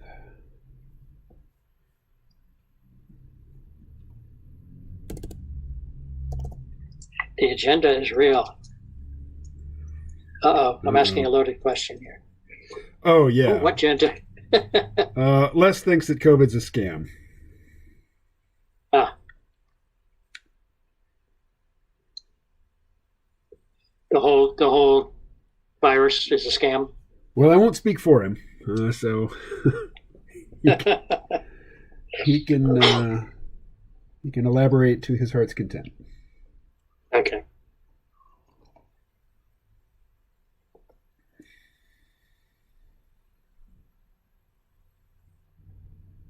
My son, who's one of the fittest people I know, got sick with something, got COVID toes. COVID toes? Yeah, your toenails can change color. Oh. It's can be one of the signs. But this happened early on in March, and testing wasn't available. And when he finally got tested, like 6 months afterwards, the tests were inconclusive. So he may have had it and had a mild case, or he may not have. It's just unknown. All right. And the only other person I know personally who had it described it as a really bad case of the flu, but has not had any of the lingering, awful, recurring symptoms that some people will talk about. And she's 5 or 6 years older than I am. Did she test positive for it? She knows she hasn't or had it? She knew she had it, yeah. She lived in New York City. She was part of the wave in April. They caught it.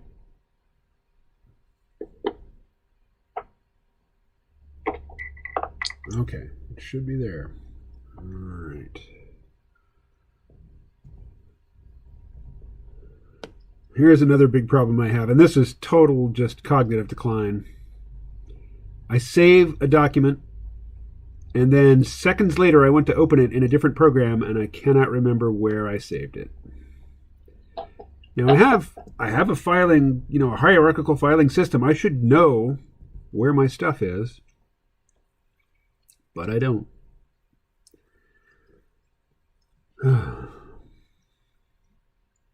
Okay.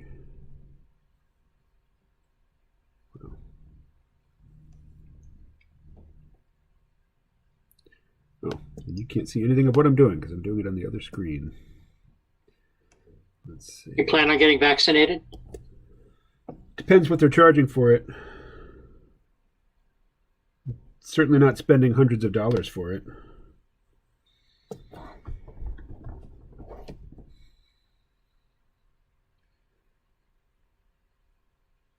Let's see. How about you? Well, I don't qualify for any kind of early stepping in front of the line in any way, which I think is something of an advantage, just because I'll be able to see, large-scale field test people ahead of me. Right. My niece married an Asian Indian man who's a professor at Rutgers and uses AI and very high-powered computers to design proteins.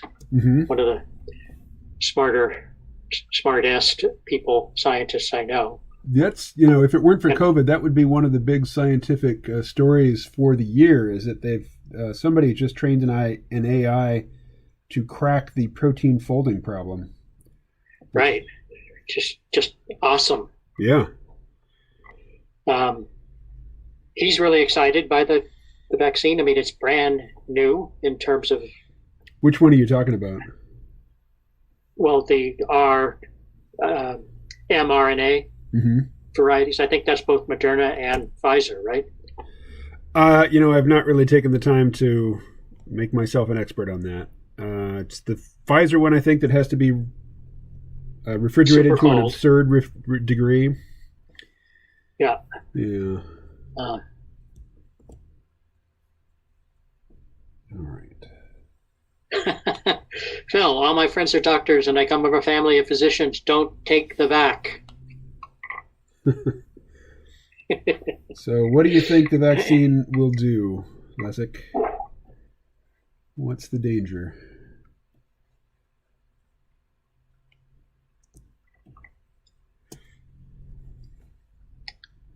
Don't take it.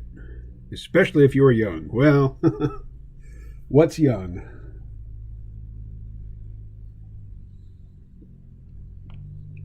Okay.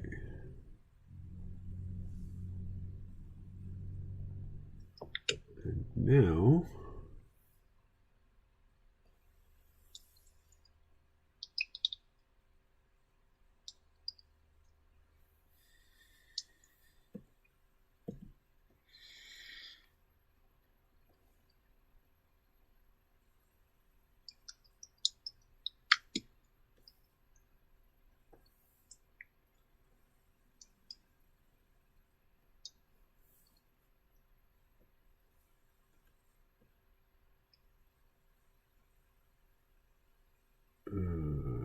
for the web, right?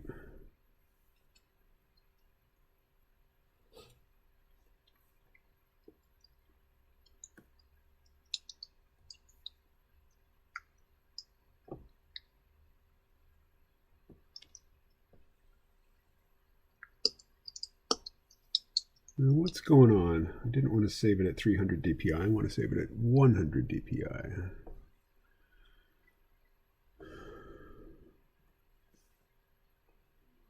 There we go.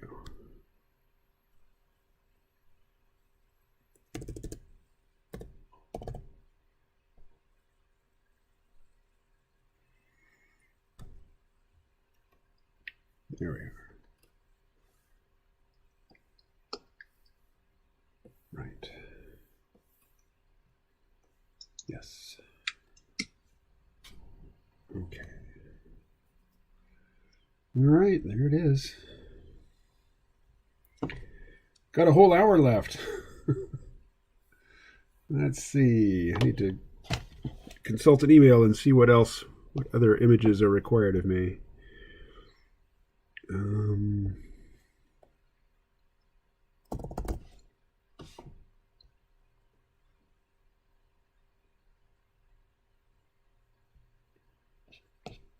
All right.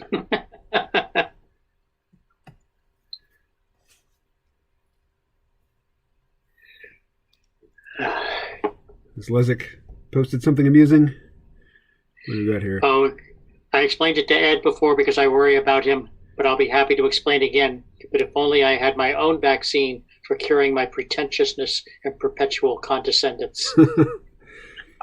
Not sure anybody would be interested in taking that vaccine. As those faults feel pretty righteous when you're in the throes of them. What?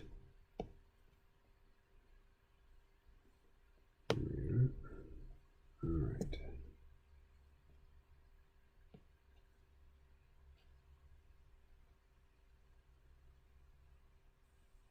All right, Photoshop, go away.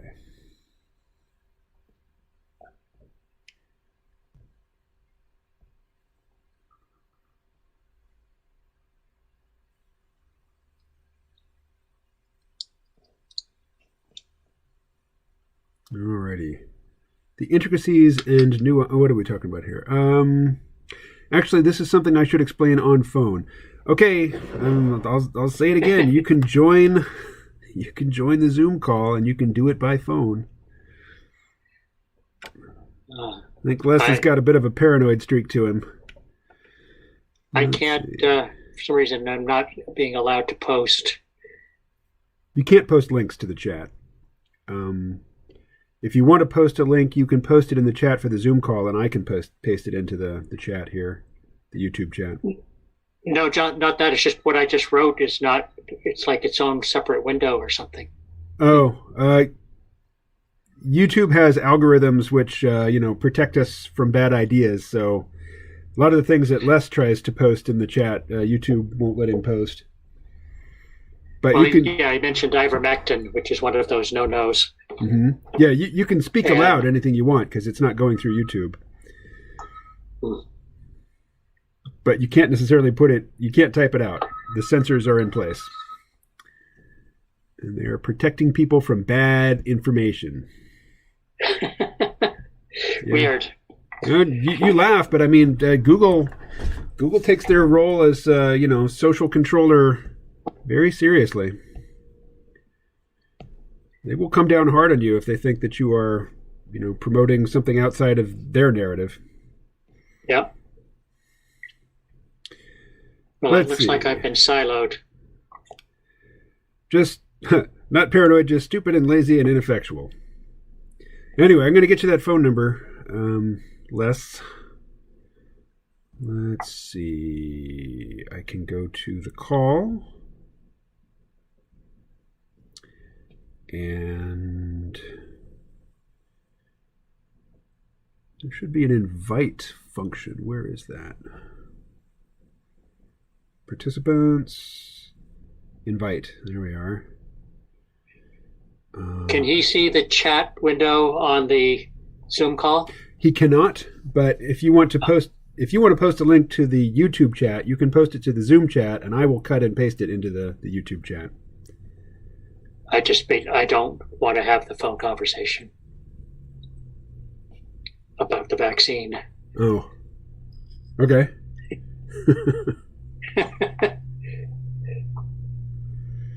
All right.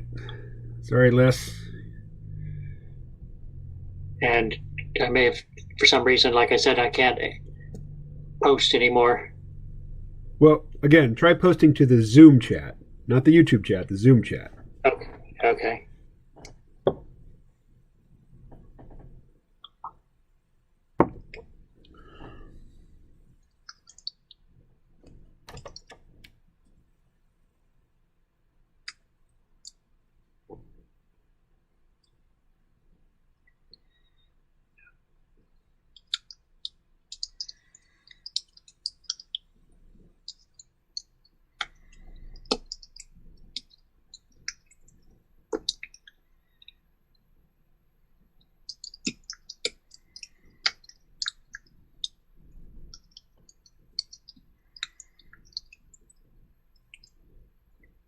All right, well, I'll just start from scratch.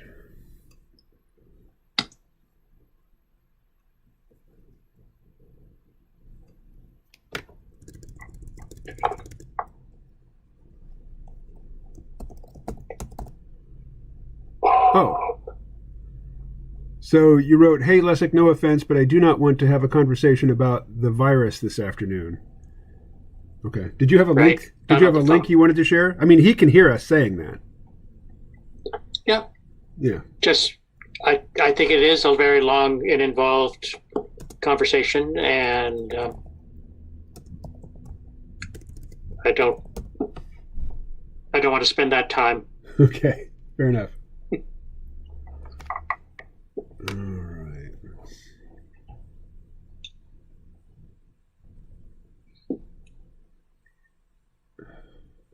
Have you come across Z-Dog MD? I have not. Tell me of Z-Dog MD. He's a YouTuber, Facebooker, Instagrammer, physician, podcaster who talks about all things medical. And he's good at explaining things. He is a traditional doctor, but I respect his point of view. And he does interviews from very well qualified people. So, and he's engaged with anti-vaxxers, and one of his last videos the last few days was he's done. He can't do it anymore. He's, in his words there, completely immune to logic, science, results. It's just, they're true believers, and there's no cracking that bubble of belief. And who is he talking about? The anti-vaccine community. Right. Well, I don't know that Les is necessarily coming from a strictly anti-vaxxer position, although maybe he is. I don't know. Les, what do you think of vaccines, say, for the measles or polio? Let's see what he says about that.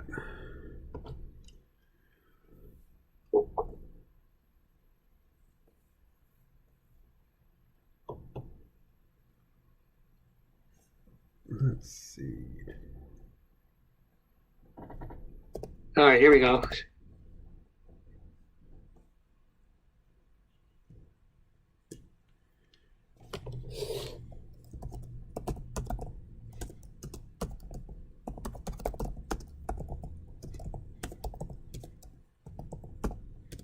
Come on, PIC. There we go.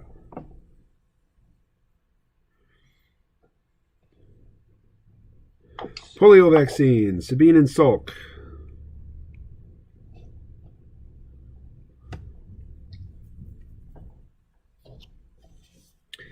Yeah, there was a moment. One killed or incapacitated 140 million people. One. What is it? Where would the commas be? Yeah, 140,000 people.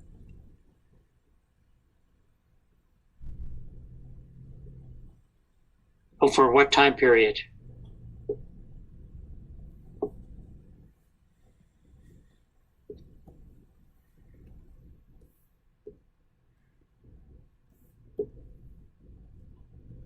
Yeah. That was not Salk. I think Jonas Salk was the dead one. The dead one. The dead polio. What he's saying, non-attenuated. Oh, I am definitely not up to speed in that conversation. Alrighty. Well, hey, let's go back to aliens and UFOs, since I'm about to be drawing some. Agreed.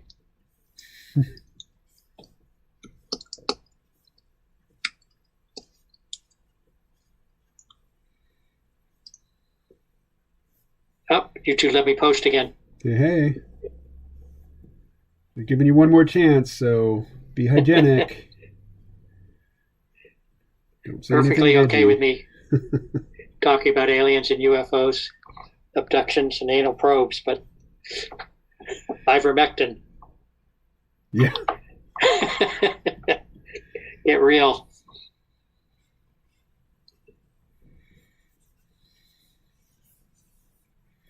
must be familiar with Chris Martenson. Oh, yeah. And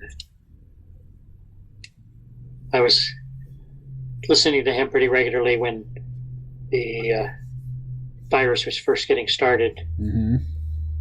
And he was a good month, 2 months ahead of what eventually became common wisdom.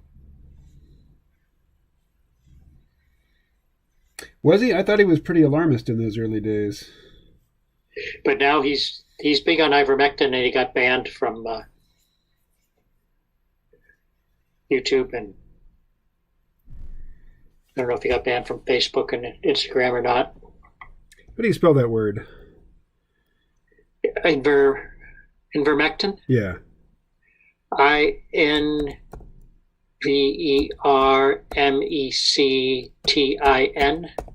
guessing. Let's see.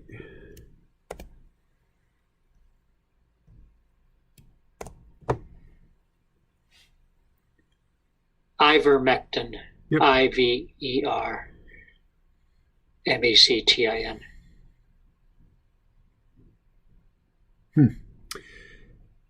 A single dose of ivermectin for a 70 kilogram, 154 pound adult costs $38.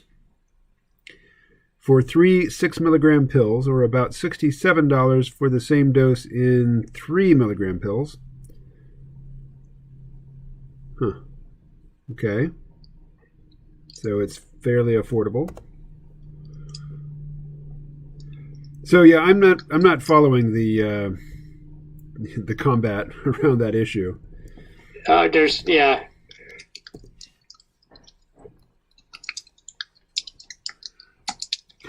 Right. Well, since I'm not posting the chat to YouTube, I'm posting it to Restream. I don't think they can censor me. Yeah.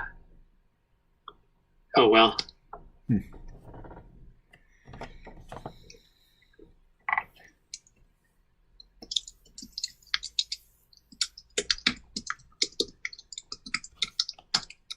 So, again, if you want to communicate with Les, he can hear everything you're saying. You don't really need to type it in the chat. Okay. Well, yeah. So, Les, I'm just hoping honest science can be done on ivermectin. It seems to have been highly politicized in the last month. Politicized by whom? In the service of what narrative or what agenda? Say again? Who is politicizing? I'm what is it? Ivermectin? What? Ivermectin? Oh, ivermectin. It's turning into there have been some studies done, which are very promising. Uh-huh. If Chris Martenson mentioned those studies, it was talking about them, and he got banned. So and he got banned from put in the same category as the whatever that was, oxychloroquine or whatever it was at the very beginning that Trump was promoting. Oxychloroquine, I think was the name of it. Can't remember.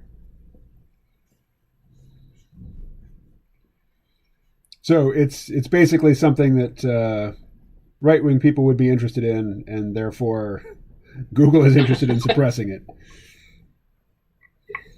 Some of the large-scale studies have been done in poor countries, Uh-huh. And they've distributed it, and there's been fewer cases in those communities where it's been distributed versus untreated communities. That's really all I know about it at this point. There's an English doctor whose name's running away from me. Almost the archetypal Marcus Welby, MD type retired British physician who does a daily update on the virus on YouTube.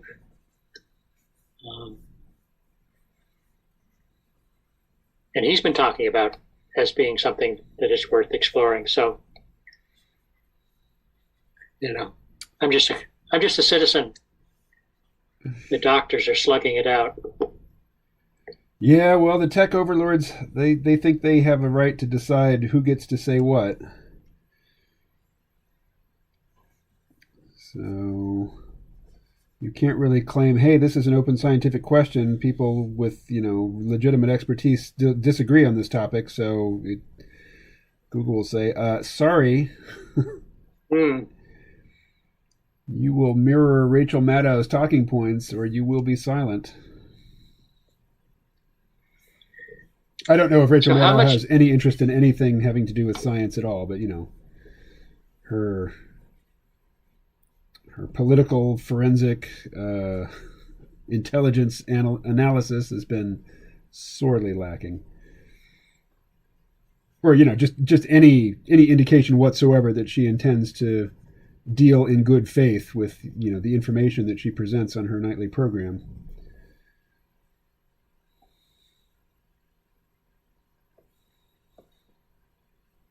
Don't know where you are politically, but I'm not a huge Trump supporter, but I'm kind of like Jim Kunstler in that I come off sounding like a Trump supporter because the Democrat, mainstream Democrat attacks on him are so unhinged, so divorced from reality. So we got 3.5 years of, yes, Trump is an active Russian asset controlled by the whatever the KGB is called now.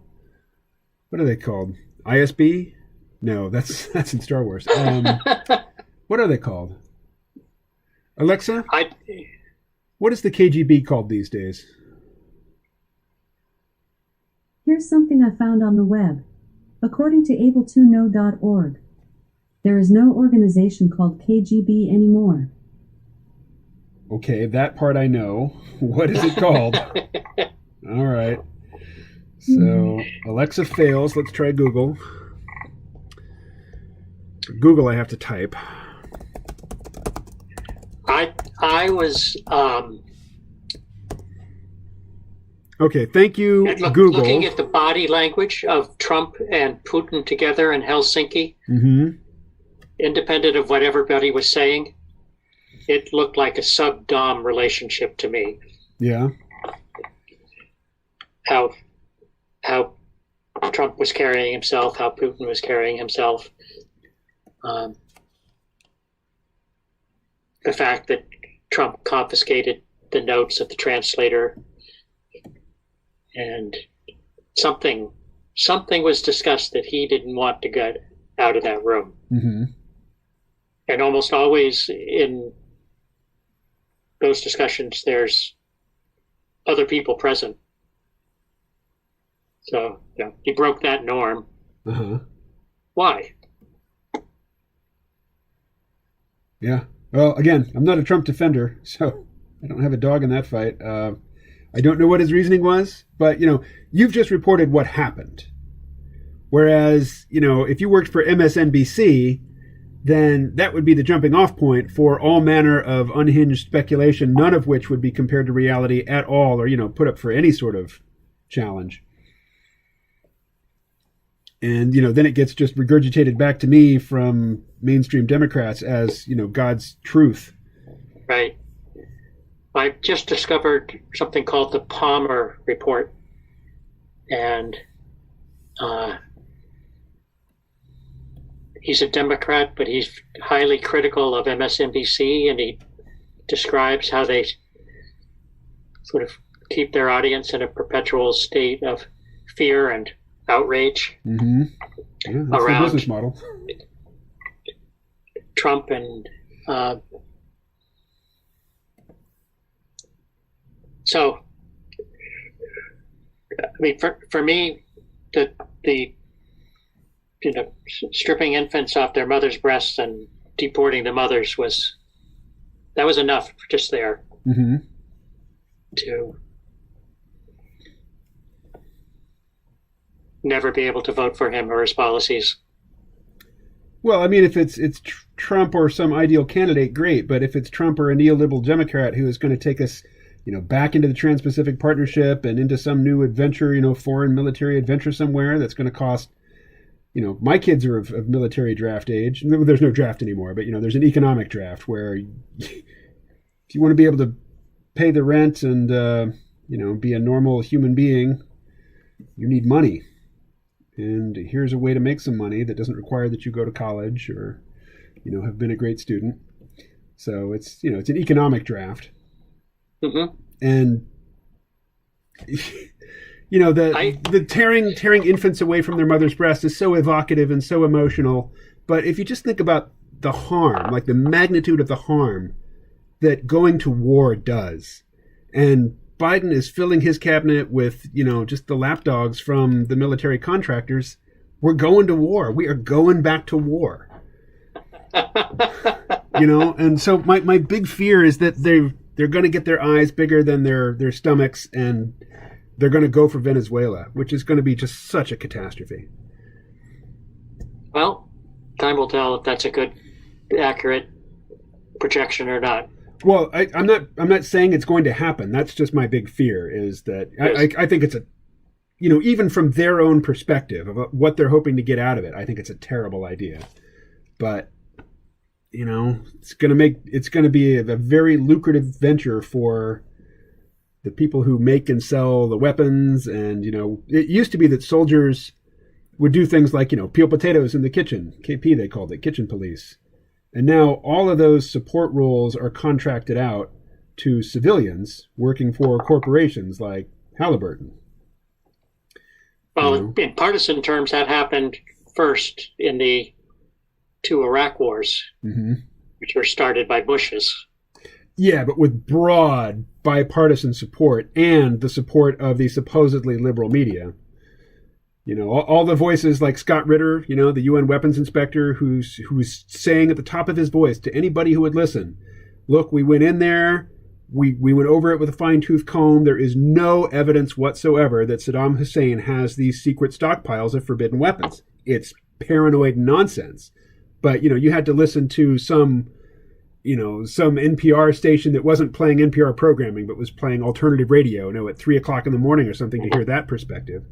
So, the idea that it was the Republicans who took us into war in the Middle East or who orchestrated the disastrous relationship, the direction of the relationship that the U.S. took to Russia after the fall of the Soviet Union. The idea that bad Republicans did all that bad stuff and valiant Democrats tried to stop them, nonsense. No, I don't think that second part is real. Totally bipartisan. That is so bipartisan. They all want war.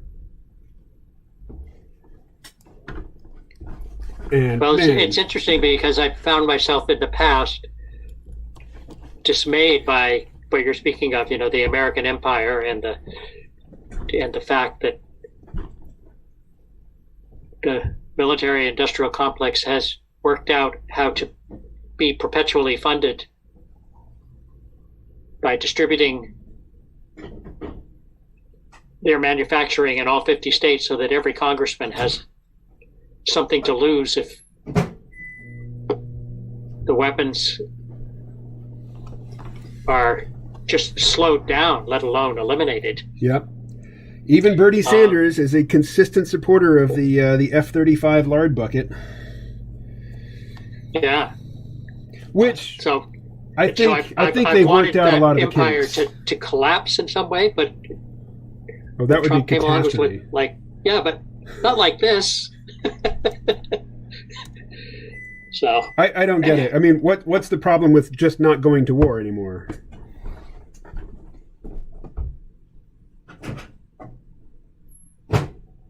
What's the problem with resisting the urge to deploy troops just everywhere? I mean, we're going back to that. We are going back to that. There is no question. There will be new large-scale military deployments, either to countries we're already occupying or to, new targets entirely. But, the military hates Trump. They hate Trump. I mean, not the soldiers, but the top brass. They hate him because, he's been stymieing their ambitions. And Joe Biden it's not in him. It would never occur to him to stymie their ambitions. And God, Kamala Harris, oh my God. it's nauseating to me that she might be the president.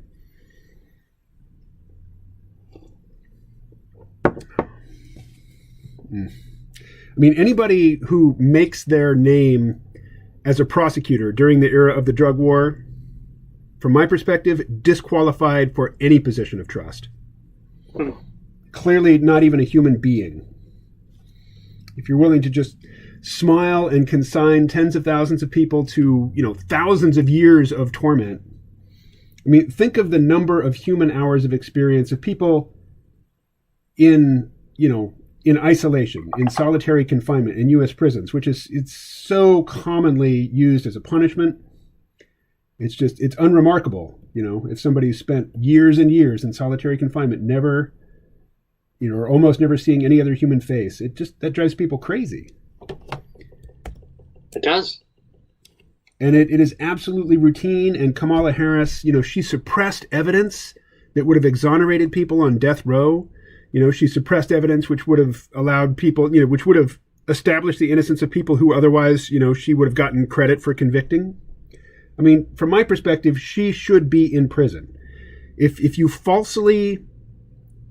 bear false witness against somebody in the hopes of getting them punished by an authority figure, and it is demonstrated that, you are presenting false evidence, then your punishment should be what you tried to get done to them.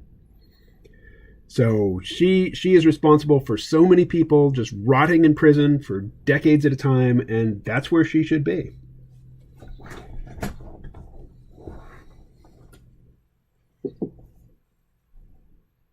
Anyway, nothing we can do about it. That die is cast. So, anyway, what I'm saying now would not go over well in Putney.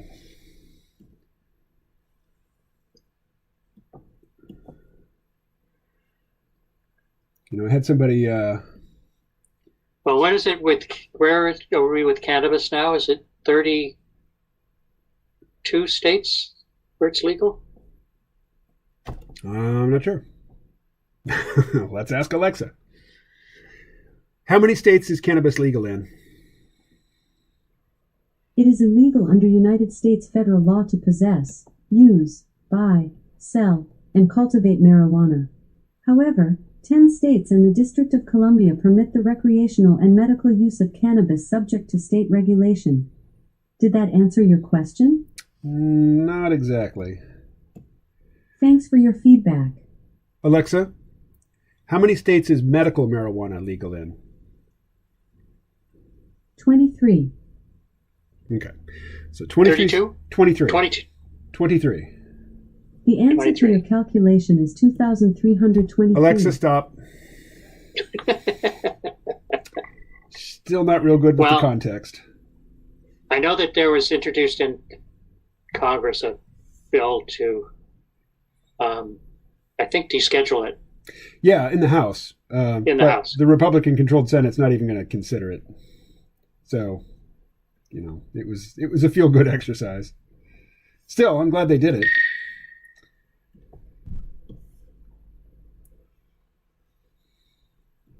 Well, it's history making. That would have been political suicide 10 years ago. Right. The conventional wisdom is that it would have been political suicide. In actual fact, it probably wouldn't have been. Well, it's one of those things that had to come. I was active in the petition to get it qualified for the ballot in Maine.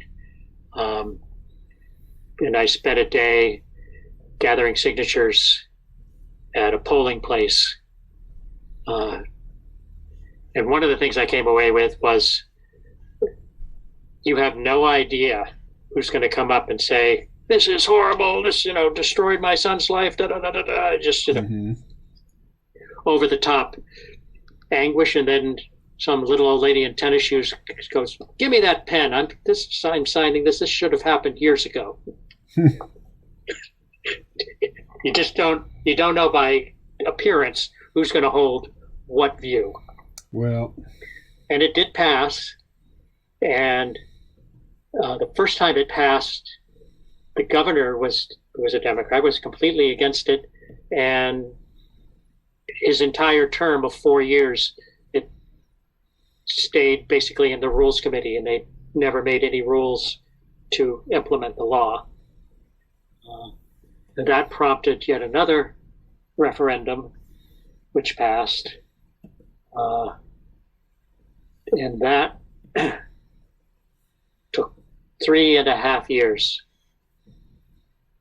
It only just recently, in the last month, have they begun licensing regular retail cannabis shops. You don't have to have a card. Yeah, I've been down to the cannabis store in Northampton, Massachusetts. Uh-huh. And it's funny. I mean, they do a brisk business. There's cars, just coming and going constantly. And they have police out front directing traffic. The local police department is totally on board with it. And the last time I drove south to see my kids, I stopped by there thinking I'd go in and, pick up an edible or something. And I realized as I was pulling in that, I can't go in. This is going to be some weird COVID thing. And a female police officer approached my window and, asked me what I needed. And I said, well, I think I'm just going to leave. And she says, no, it's okay. You can just call them and they'll bring it out to you. And it was such a surreal conversation to be having with a police officer.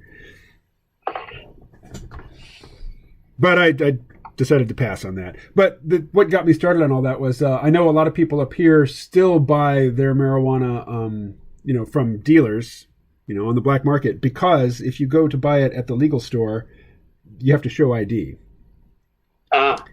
And not just show it to somebody who looks at it, but it gets scanned. So, they are keeping records of who is buying and where they live. This is in Vermont?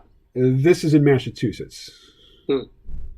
Yeah, it's legal to grow it and to possess it in Vermont, but it's not legal to buy and sell yet.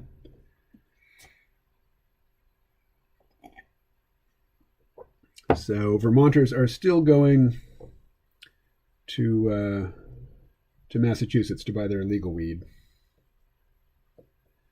It's taxed and regulated enough. I would think the dealer would be able to beat them on price pretty easily. Totally. Yeah, it's much cheaper to buy it illegally.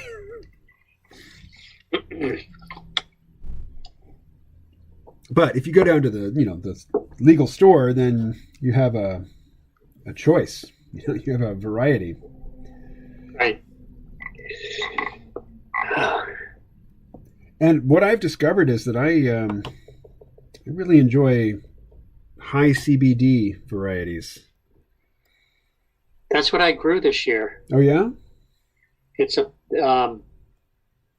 from the Ministry of Cannabis is the name of the seed company. They're in Barcelona, Spain. Yeah. And the strain is called CBD Star, and tests out as right around 9-10% THC, 9-10% CBD. So 50-50 blend. Now, another guy who's usually in the chat here, I don't know where everybody is today, he lives in Texas, and he has been trying to grow a low THC, hemp crop. And he just had his crop tested, and it has too much THC in it, so he's required by law to destroy it. Yeah, I was reading Doug Fine's book, The American Hemp Farmer. And that's one of the things he talks about is how if you grow a good crop, there's the risk of it being hot and it being destroyed as a cannabis crop. Yeah. Well, he's required to destroy it himself, and local police might come out to document and observe, but they might not. It's kind of on the honor system. This is in Texas? Yeah. Oh no. It's going to be a gold rush over the next few years, I think, for CBD and some of the other cannabinoid molecules besides THC. What are some of the other potential stars when it comes to the different molecules? Well, Doug Fine talks about CBA. Uh-huh. I think there's something like 53 of them, and I'm not sure what makes him excited about CBA. That book that you're referencing, the publisher sent me a copy. I have like a physical copy of it somewhere here in this apartment, but I couldn't tell you where. But I to my shame, I have not read it. It's just my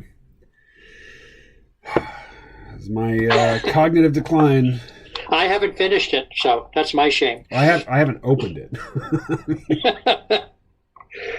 I have a friend, partner of a herbalist that I'm friends with who lives relatively nearby, who's interested in a cannabis business. Mm-hmm. So there's a possibility I will be a general or silent partner of a small startup growing CBD, THC balanced plants. Well, Doug Fine is partners with some people who are growing hemp here in southern Vermont. And I got the station manager of the TV station that I'm associated with to bring his drone over there. And we took some drone shots of the hemp crop as it was ready to be harvested. And Doug was there. This year? No, it was a year or two ago. It wasn't this year. Yeah. Anyway, that was the last time I talked to Doug. It's been a while. He's a very passionate man. He is. He is indeed. And a very good-natured man. I really enjoyed that book, Too High to Fail. Did you read that one? Did I? I interviewed him about it, but I don't think I actually read it. No. I've heard some of his stories from it. So I'm not sure if I'm remembering him telling me or if I did actually read some of it. It was a time in Northern California when it was right on the cusp of changing from being the illegal biggest cash crop in California to quasi-legal, licensed, taxed. Mm-hmm. Yeah. They tried to do that on the local level. It needed to be happened at the state level. I need to pee. All right. Hey, Parker's here. Parker, Les has been the only participant in the chat for the last 3+ hours. Ed hasn't been here. Paul hasn't been here. We haven't seen Scott. Haven't seen Rodney. So, anyway, this is Phil, the guest today. And he's just a longtime C-Realm listener and correspondent of mine. He's never been a guest on the show, but he's interested in a lot of the stuff you guys are interested in. We've been talking about aliens and UFO and drugs and got into politics briefly, but I'm happy to move away from that. As it makes me unhappy to talk about it.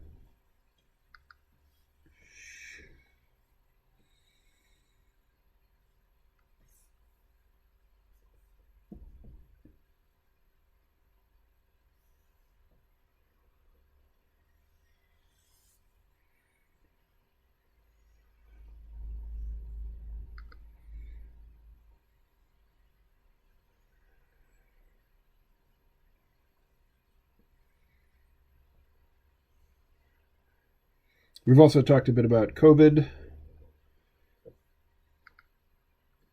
And what else? What else have we been talking about?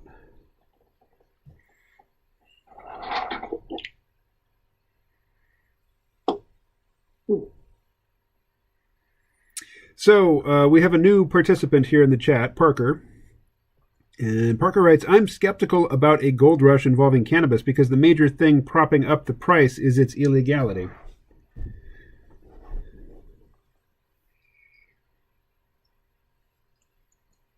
Philip, you back?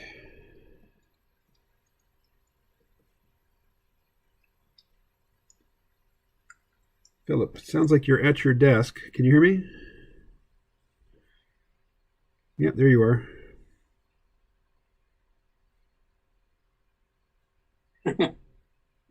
So what do you think? Illegality propping up the price. I remember before it was legalized in California, people in, Northern California were worried that the price was going to, the bottom was going to fall out of the price, basically. And it hasn't.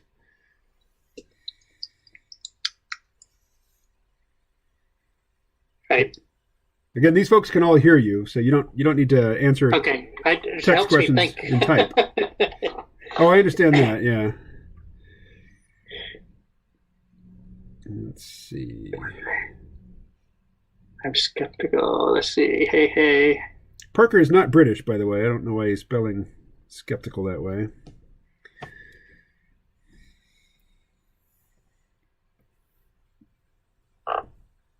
Real American knows to spell skeptical with a K.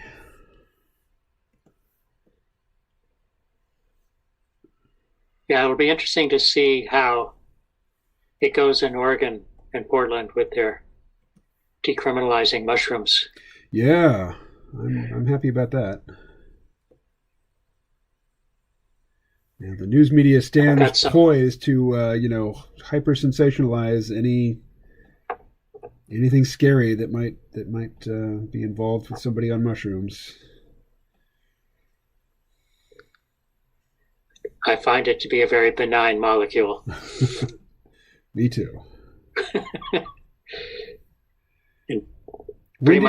When did you first experience that molecule? I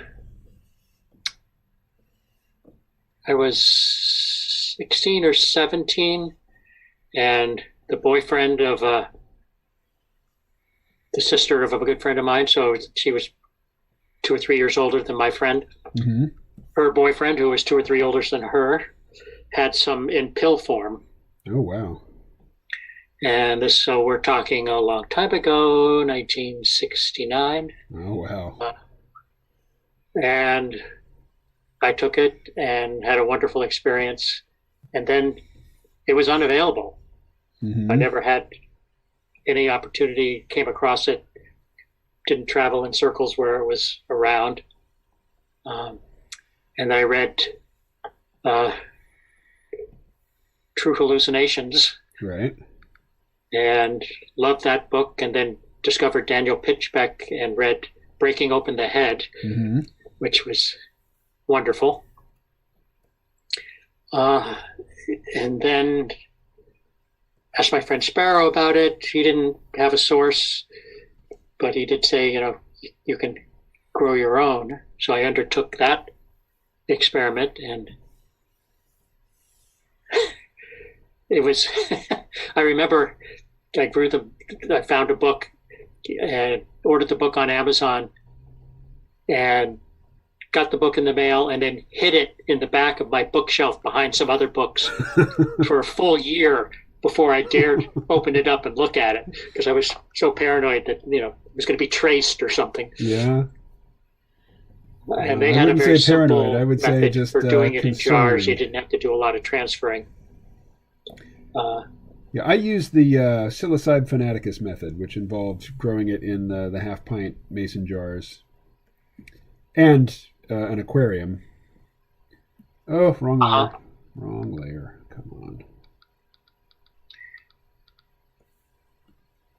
Anyway, I remember getting some and not knowing how to check it, so I took 1 gram, and pretty much nothing happened. And then I ate 2 grams, and I remember going for a walk and looking at all the birch trees, which had been affected by an ice storm, so they were all leaning over in the same direction, like they wanted to go somewhere. And the thought came into my head of trees can't vote with their feet. And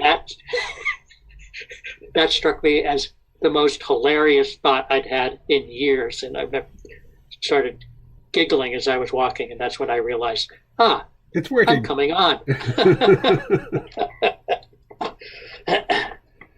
So one thing that I learned when I was growing my own mushrooms is that they are the most potent when they are small.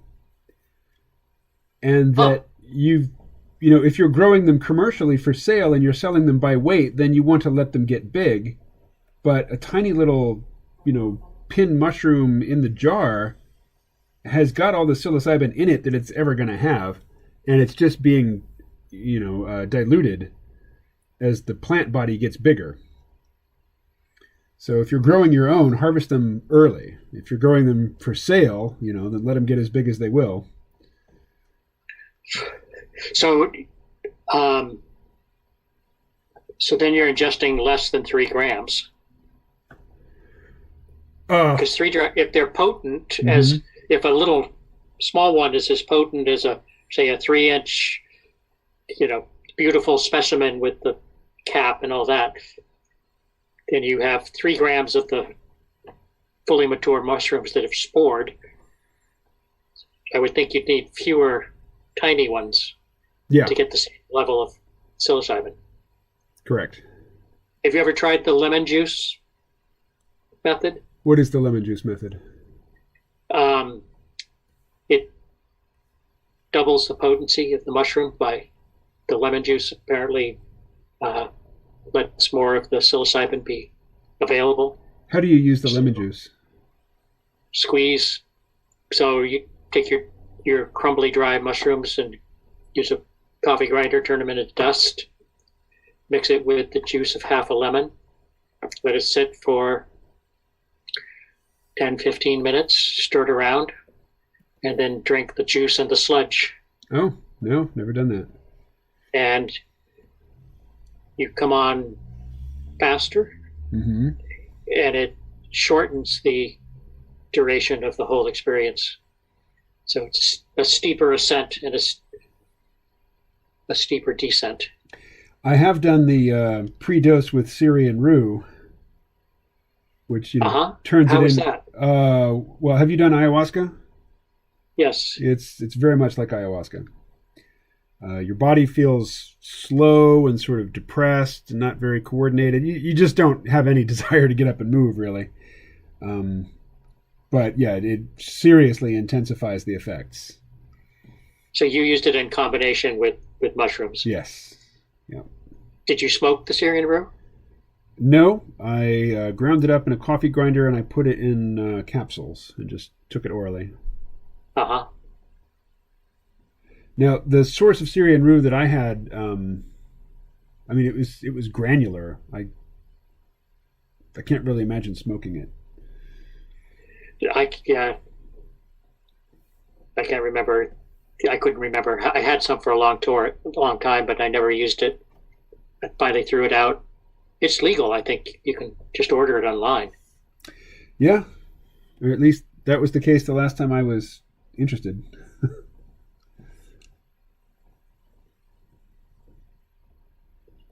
All right. Look at that. It is 4:58. We're just about done. Come on. It's difficult.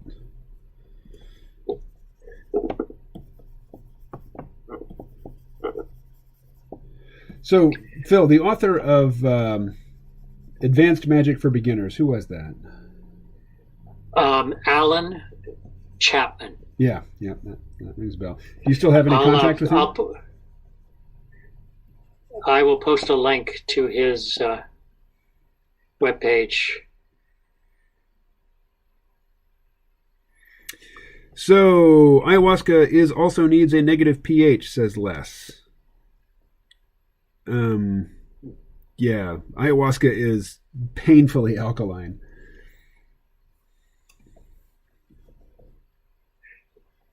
I did it in Western New York with a shaman who came from South America. And a woman named Katya. Mm-hmm. And then actually they also came to, what's the town between Putney and Bellows Falls? Westminster? Yeah, they came there. I have a friend that had several large gatherings happen for a while, but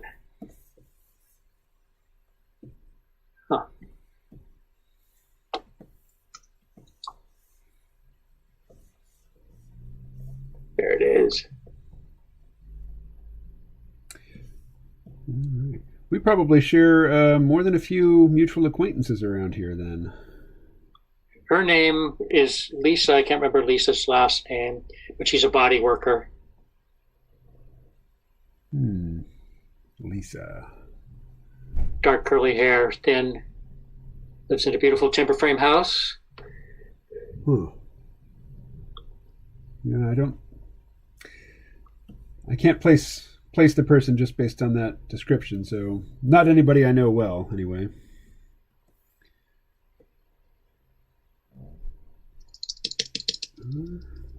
So the next time I'm heading to Putney, I'd like to go out and have a beer with you, if that would be something you'd enjoy. If such a thing is allowed. We can certainly sit here in my apartment and drink beer. Yeah. The next adventure, mushroom adventure, is in May. So who knows what the situation will be then? Probably right still in the tail end of the quarantine.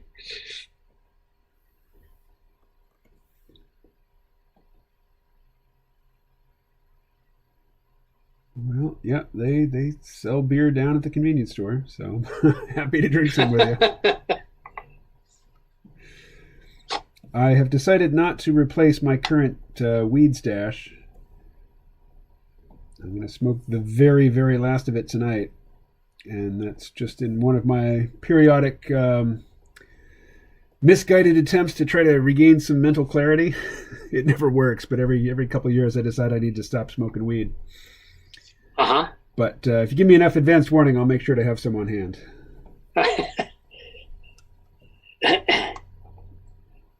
Well, I love to grow it, and I almost never use it. So if you're willing to take on a half-gallon jar of flour, I'd be happy to give it to you. Sweet. I'd be more than willing.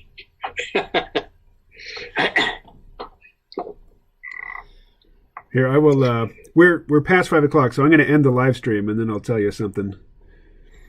Okay. So everybody in the chat, if you're still around,